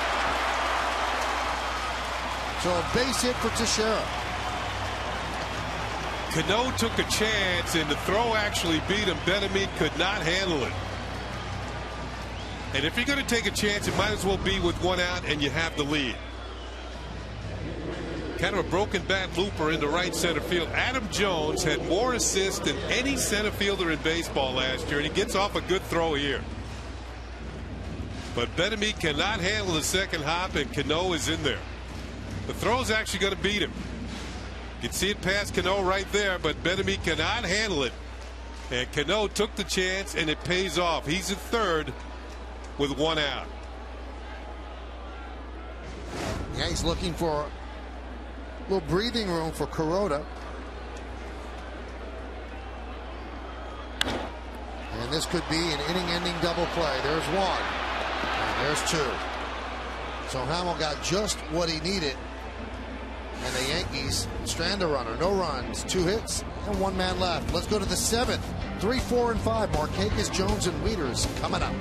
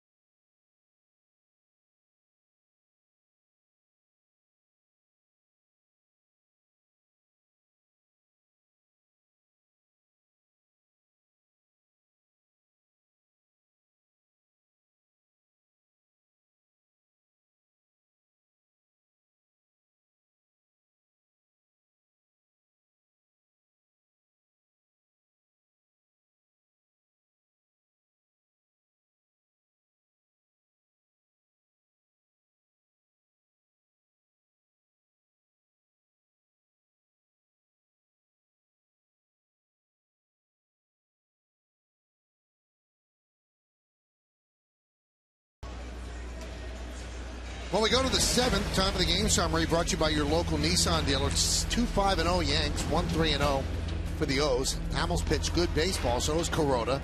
And the difference in the game is Chavez's 2-run home run. So a tight one as we go to the 7th. Orioles are actually 12-1 this year when their starter completes 6 innings. And that's what Hamill has done. But he's matching up against a pitcher who's pitching even better. You see Soriano and Logan getting ready in the bullpen.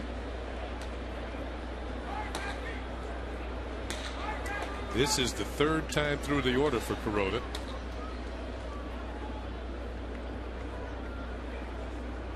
Cadillac scoreboard. It's 2-1 Yanks.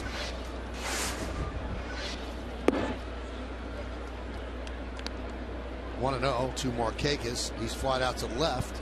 Actually, a very nice play by Nunez, and then popped up to share it first.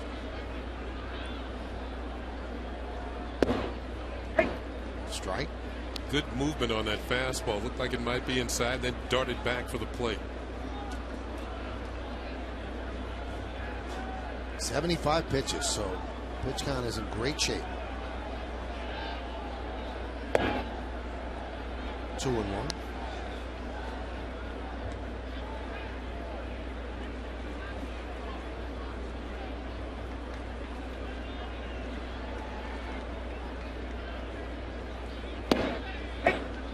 2-2. Once again, that spillover fastball. Starts inside and it spills over the corner.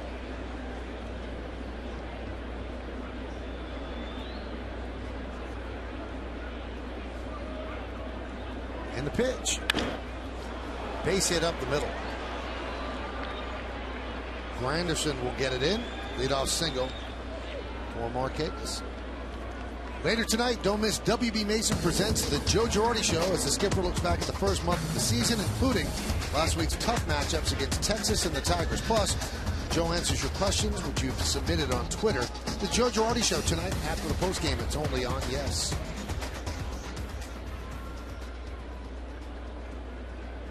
Here's Adam Jones. Jones has walked and scored, then had a slow roller to third base that stayed on the grass and stayed fair.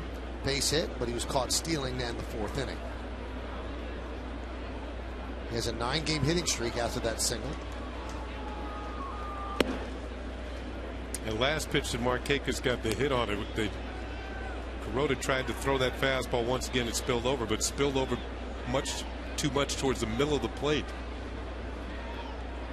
And Markakis was able to get to it.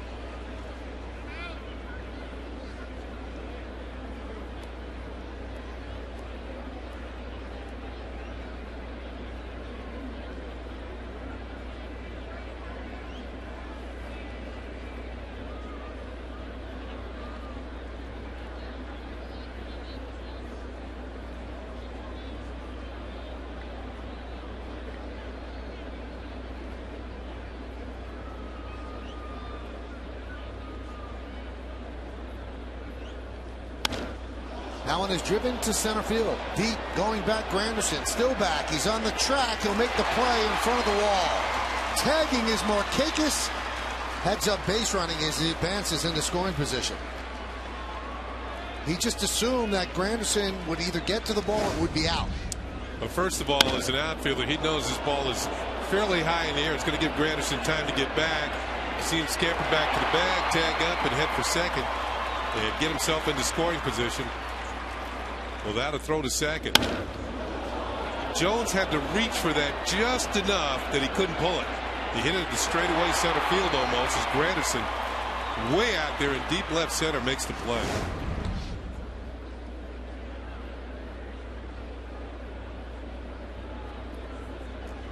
That brings up Wieters with a chance to tie the game.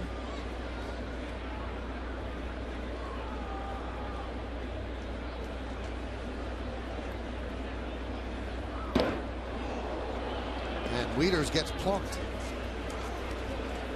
So he will take first. Runners on first and second, one out for Chris Davis.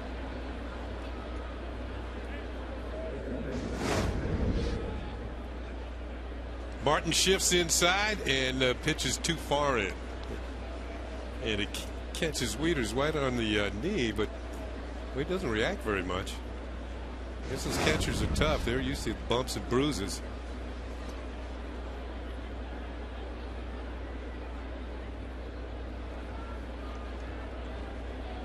Well, Hamill got himself a double play to end the sixth. Kuroda looking for that same thing off the bat of Davis.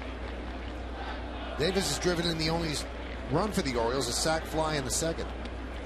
That one bounces past Martin, and the runners move up. A wild pitch. Martin does the best that he could. This one actually hits at the looked like the base of his chest protector, then rolls off to the right. Couldn't keep it in front of him, and that means Markakis will move to third, and Wieters moves down to second.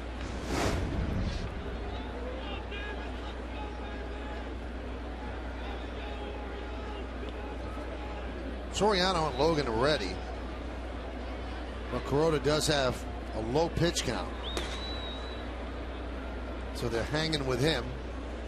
Infielder's back, so a ground ball to second, short, or first would tie the game. Chavez is about even with the bag at third.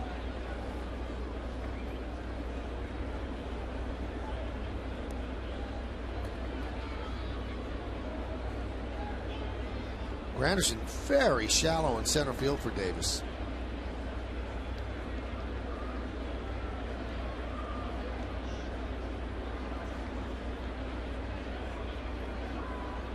Now Martin wants to talk with Kuroda.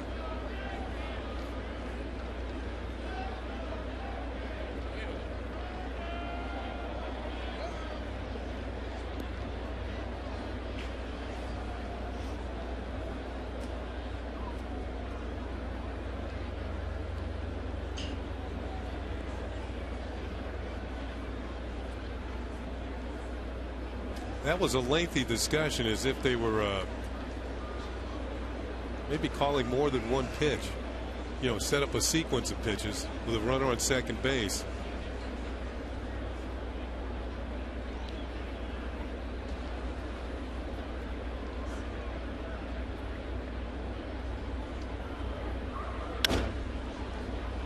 They got into a little bit of a disagreement in Baltimore, if you remember, about the Orioles possibly tipping pitches. What was that, Andino? That it was Andino and Russell Martin at the end of the ballgame. Yep. Yeah. And now they're having another discussion. And when Russell Martin goes back behind the plate, see if he gives a sign. Maybe he won't even give a sign.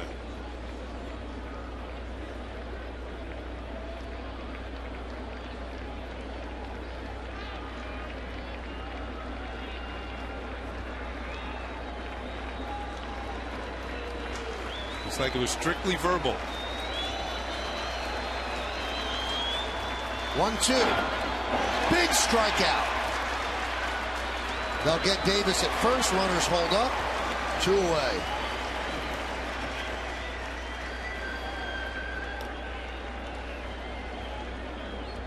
Davis has been prone to strike out. He's a good low ball hitter, but you can see you go lower than low. Russell Martin wanted him to bounce that pitch. Davis likes the ball down, and he chased that one, and is a strikeout victim. Big strikeout, as Michael called it, for Kuroda. Now there's 2 outs, and the fly ball will not tie the game.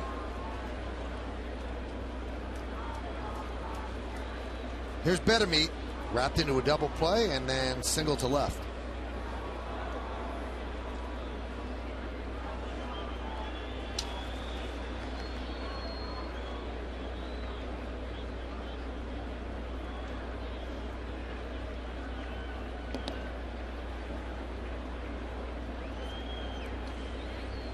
And again, a verbal sign.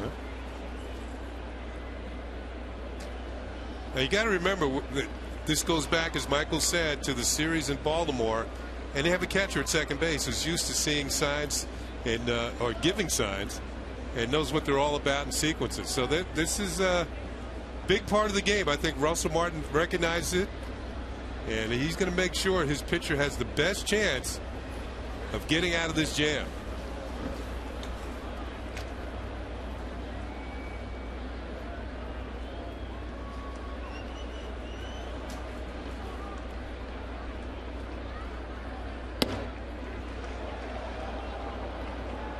Count 1-0, just missed inside.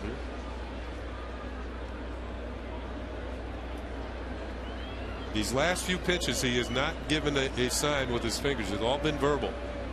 And they probably, now he's going back to because they called the first pitch verbally.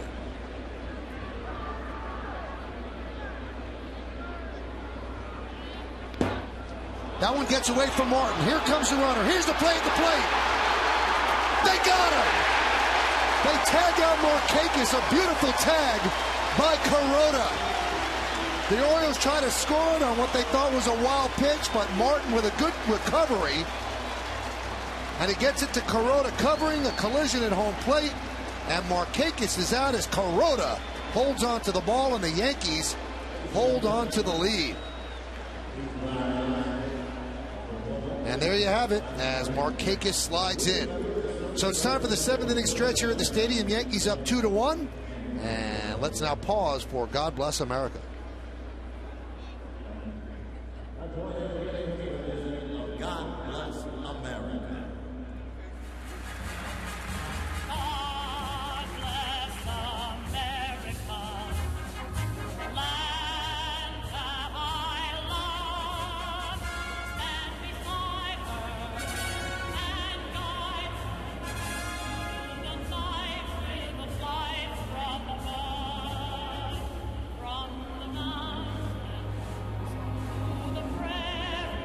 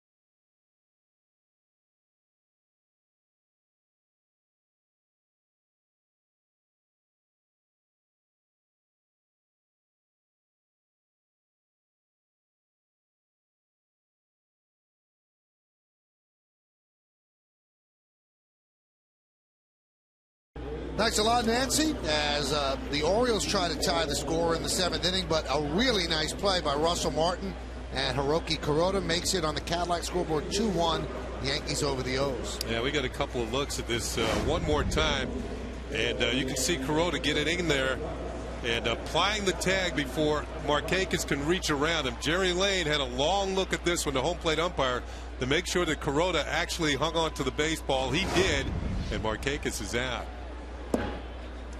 Well, Buck Showalter makes a call to the bullpen, brought to you by AT&T. Take one more look at this. Little danger here. You can see the leg, right leg of Kuroda getting pushed in the other direction by on-sliding Markakis, but he holds on to the ball, which is the important part, and he seemed to be okay when he left the field. Matt Lindstrom takes over for Hamill, and he goes 2-0 on Chavez. Lindstrom is the other half of the deal that came to Baltimore in exchange for Jeremy Guthrie. This guy throws hard.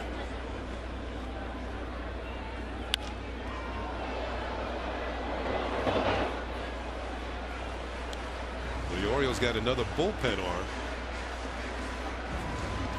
In essence, they traded one arm for two. Yep.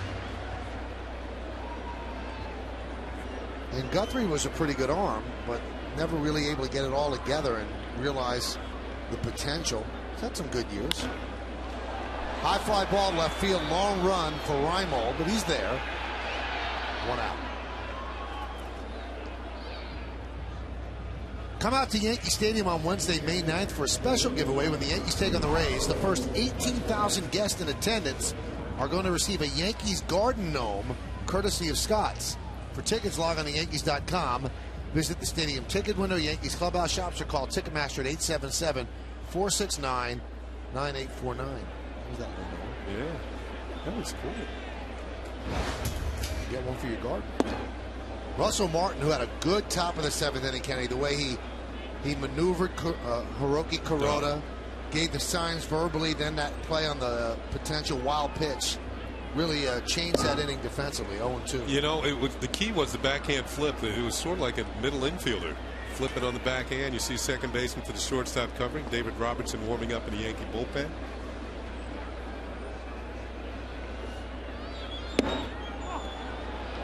And Martin, while he continues to struggle offensively, has not let it affect him defensively.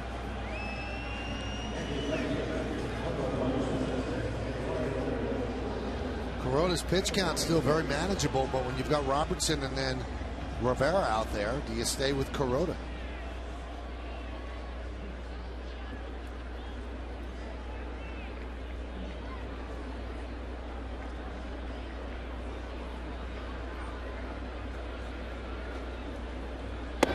Kuroda has 86 pitches to this point. Lindstrom deals outside.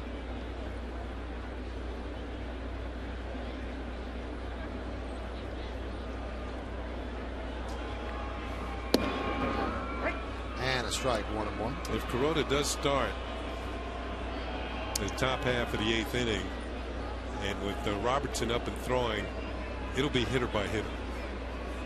You know, Joe Girardi wants Robertson ready at the moment's notice.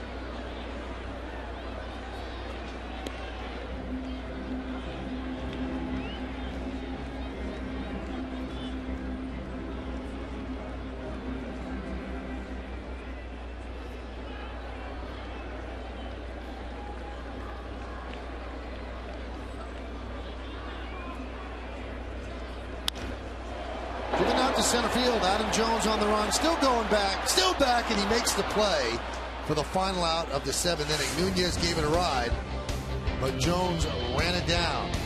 2-1. Yankees lead the Orioles. We go to the 8th inning. Wilson Betemit will lead off, but it doesn't look like he'll be hitting against Hiroki Kuroda.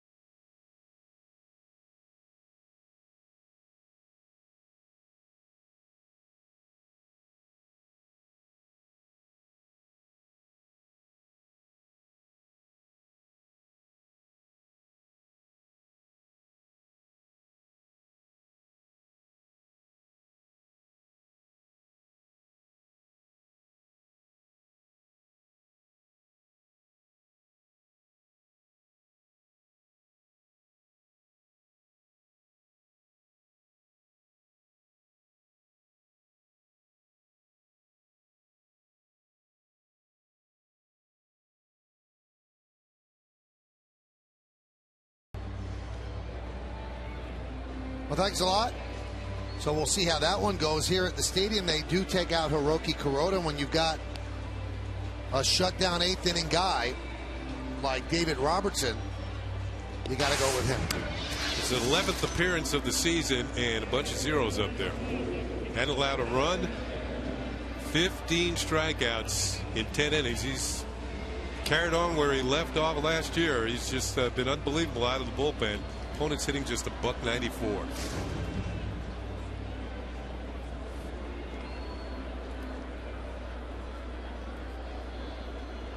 Bottom of the order, Pettitte, Reynolds, and Andino on the Hyundai scoreboard. 2-1 Yankees lead. All the scoring in this game took place in the second inning. A sac fly for the Orioles by Chris Davis, a 2-run home run by Chavez for the Yankees. Pitch inside.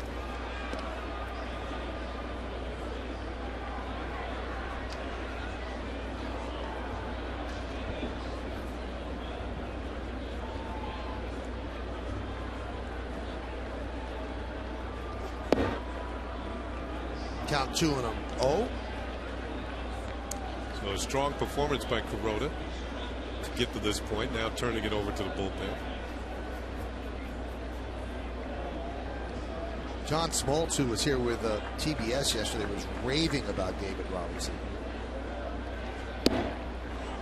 What did he say? It kind of reminds me of myself. Is that what he said? No, he actually said that this guy could actually break the inning streak, scoreless inning streak. He said that's how good he is. He goes, and although you don't want Mariano to retire, they have an unbelievable replacement in Robertson. 2-2. Pretty high praise. Yeah, it is. From a guy who's likely going to the Hall of Fame. Both teams' bullpens have been the strength of their team. Rangers very good as well.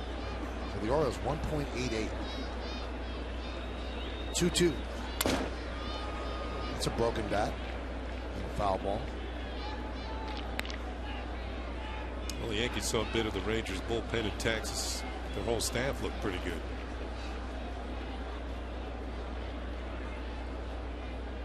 And right now, and it'll change, Kenny, but right now that looks like the most complete team in baseball as Jim Johnson gets ready. Good pitching, good bullpen, outstanding lineup. Top of the 7th, Yu Darvish holding a 4-1 lead against the Blue Jays.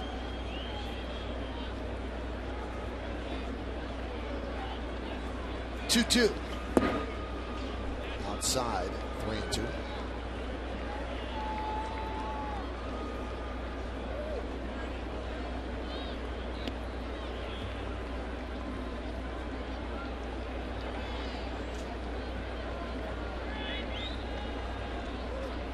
And the payoff. Foul back.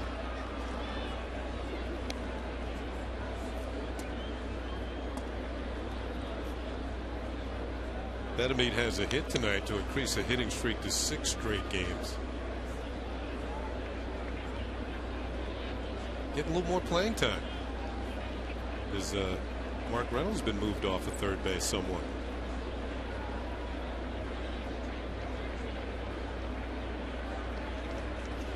Swing and a miss. Chased a pitch out of the zone, but not much time to make a decision. Stick around after the final out for the WB Mason postgame. Nancy Newman has a complete wrap-up of tonight's matchup, including highlights from around baseball. Plus, Jack Curry will get the reaction from the clubhouse. We hear from Joe Girardi as well. It's the WB Mason postgame. It's only on Yes.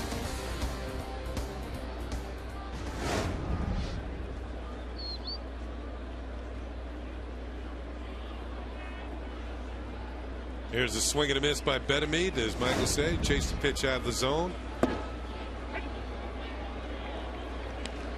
Mark Reynolds takes a strike.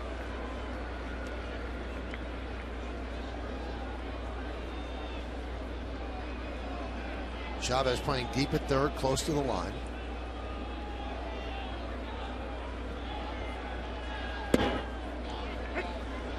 Clips the outside corner, 0-2. With Reynolds' propensity to strike out, I think you just have to move the ball around. Don't throw it in the same area.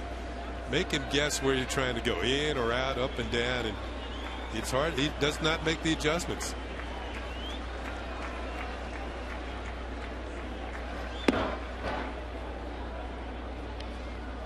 Robertson throwing a little harder tonight. 94 miles an hour on that last one. It's one of those nights where it's kind of cool and crisp and all just zipping through the air. 1-2. 2-2.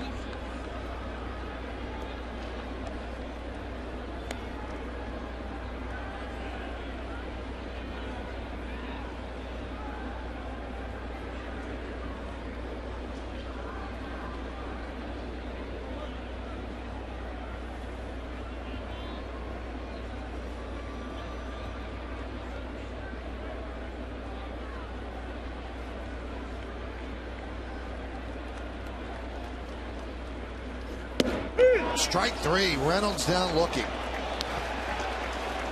That's about as nasty as you can get. This pitch is right to the glove. Didn't have to move the glove. Call strike three. Had a little cut to it as well. 30th strikeout of the season for Mark Reynolds in 71 at-bats.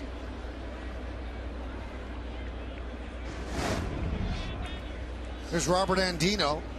He slot out to left and to center. Excuse me, I was wrong. 30th strikeout in 63 at-bats. And a strike. You can't have a guy strike out half of his bats. That's why he's not playing every day anymore.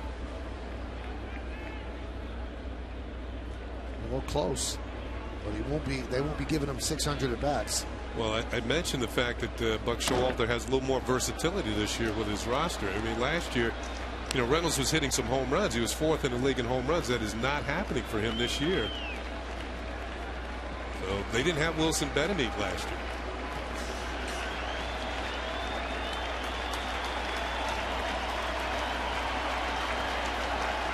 Oh, 2 on Andino. We're in the 8th.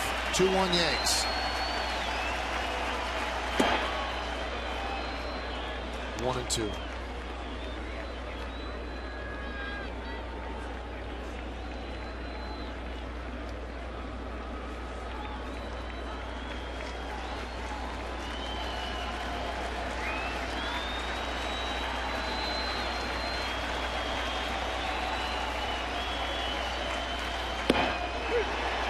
Strike three, and Robertson strikes out the side. First it was Wilson Benameat. That one's swinging. Mark Reynolds looking. Andino looking. Yankees are looking for a 2-1 victory as we go to the bottom of the 8th.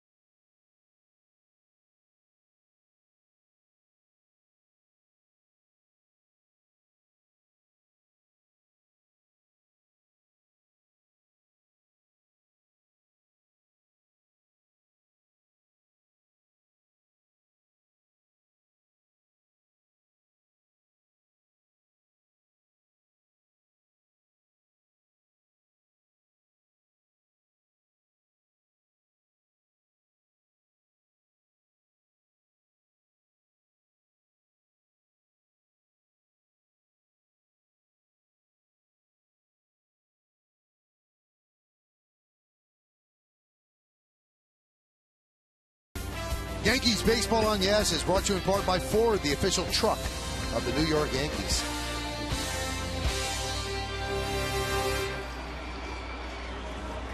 It's been all about pitching tonight at the stadium.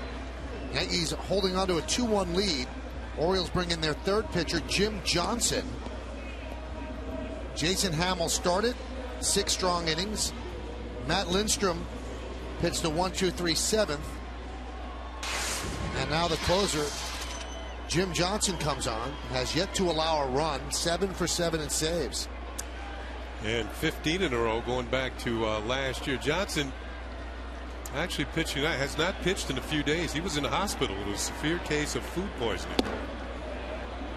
And this is his first appearance since coming out of the hospital. On our Hyundai scoreboard, the Yankees leading 2-1. You're in the bottom of the 8th inning.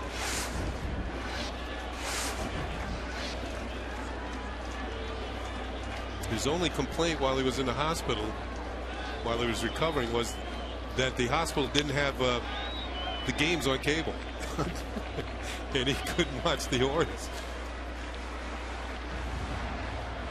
Mariano Rivera getting ready to pitch the 9th. Of course, there's always at bat 12 if you got to have it. Johnson's got good stuff. He's got a heavy sinker, excellent changeup, good slider. In fact, the Orioles were thinking about moving him into the starting rotation at the end of last year, but then they moved Kevin Gregg into a setup role, and Johnson takes over as the closer this year.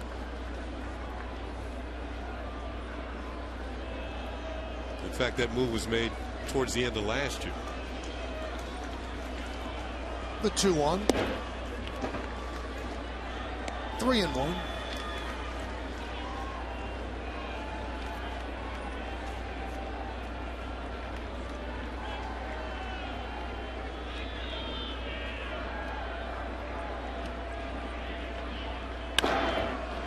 Grounded to short, J.J. Hardy. 1 away.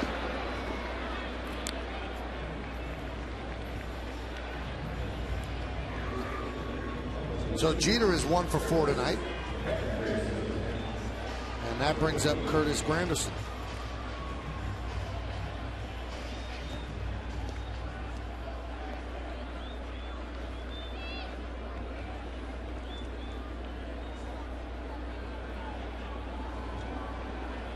Curtis 0 for 2 with a walk.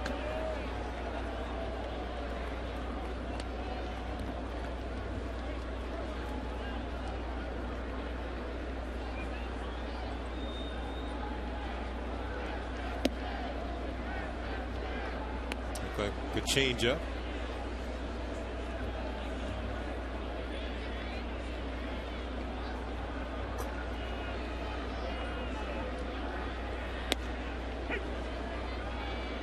Good movement on that fastball. Jeez.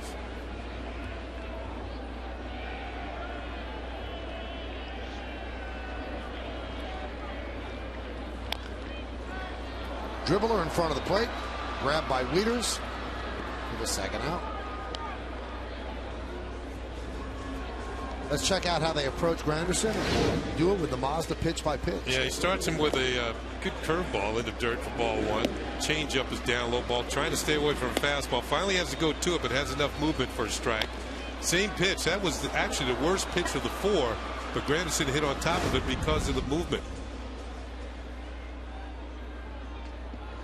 Location, velocity, and movement. 3 ways that pitchers can get hitters out.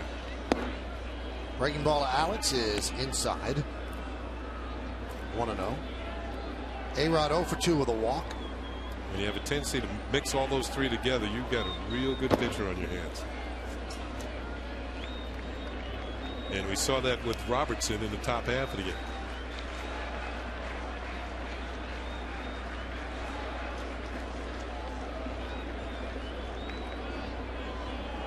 Hitting his spots, had the velocity, and had some movement on his fastball. Was cutting a bit.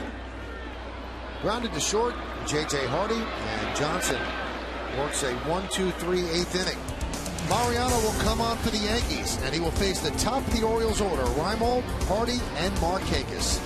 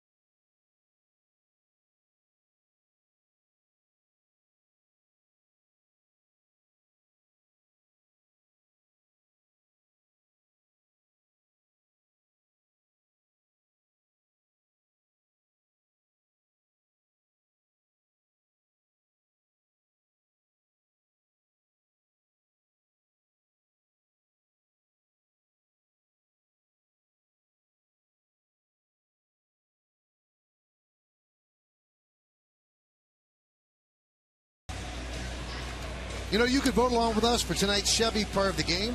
All you have to do is text your vote to 42951 or vote online at yesnetwork.com. Tonight's candidates are number 1, Hiroki Kuroda, number 2, Eric Chavez, number 3, Jason Hamill. Vote now, make your voice heard. Standard text messaging rates apply. Kuroda pitched 7 strong. A 1-2-3, 3 strikeout inning for Robertson in the 8th, and now Rivera in the 9th. 8 strikeouts and 7 in the 3rd.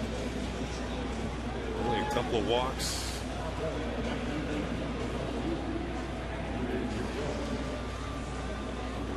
The Yankees have made a defensive change in right field. Andrew Jones takes over for Ibanez. And interestingly, they keep Nunez in left. Making his first career start in left field. Mo to Reimold. 0-1.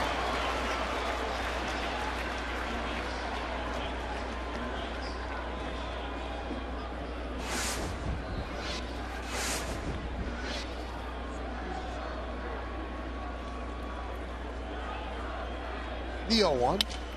Shattered back. And a ground ball to Cano. And he just gets Reimold. And unless the Orioles rally, Reimold's hitting streak will end at 14. I'll tell you what, he was going down the line like he wanted to beat this one out. First of all, the cutter off the end of the bat. He tried to hold up. Slowly hit towards Cano, who moves over, but Reimold hustling down the line. This guy can run.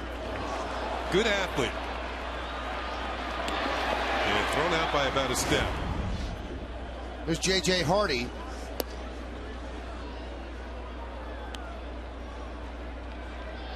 One 1-0. Hardy's 0 for 3.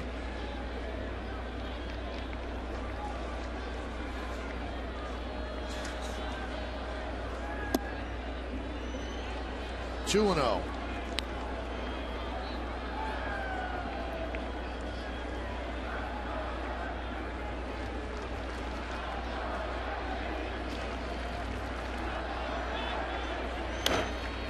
Popped up. Out of play.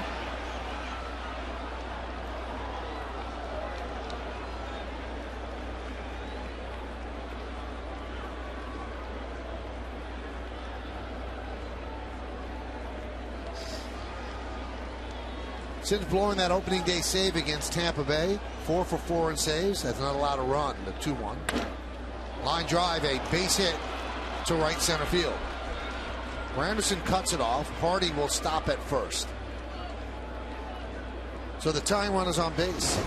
Got this pitch up and out over the plate. Hardy's always been a good high ball hitter. And he gets on top of this one and hits it in the right center field for a base hit.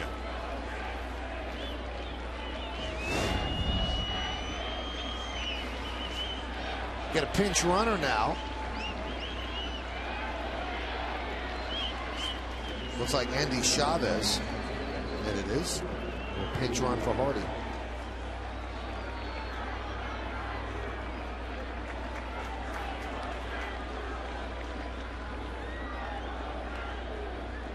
Here's a dangerous Markakis. Good power. Swinging from the left side.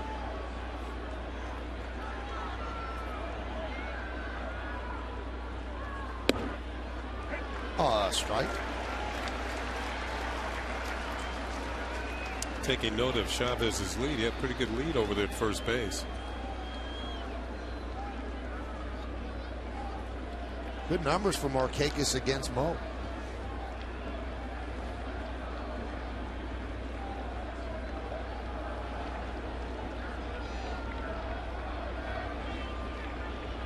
The 0-1. 1-1.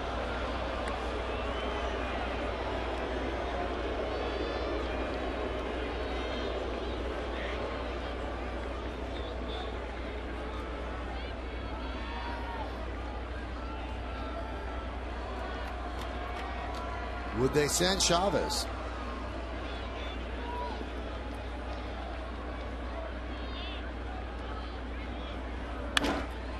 Hit sharply, grabbed by Jeter. There's one on the first. Double play. Ball game over, and the Yankees win 2-1.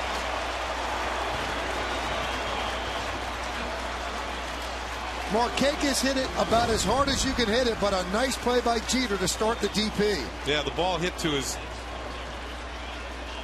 right, and he comes up with a kind of jump it within the glove, but got it to Cano, and the strong arm completes the double play, and the Yankees have the win. Ball's hit hard to one hopper.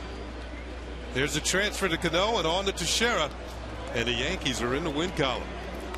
This snaps a streak of 57 straight wins by the Orioles, in which they held their opponents to 2 runs or fewer. They win those games, while the Yankees scored just 2, and it held up with that double play. And Mariano Rivera obviously enjoyed that double play. He usually doesn't get many double plays because of the fact he strikes people out. They don't hit it hard with the broken bat, but he gets that one to end the game. Stick around for the postgame show to find out who's tonight's Chevy player of the game. Great pitching by the Yankees. Joe Girardi had to love it. Corota, Robertson, and Rivera. The Yankees win 2-1. We'll come back. We'll give out awards and wrap it up in the postgame after that.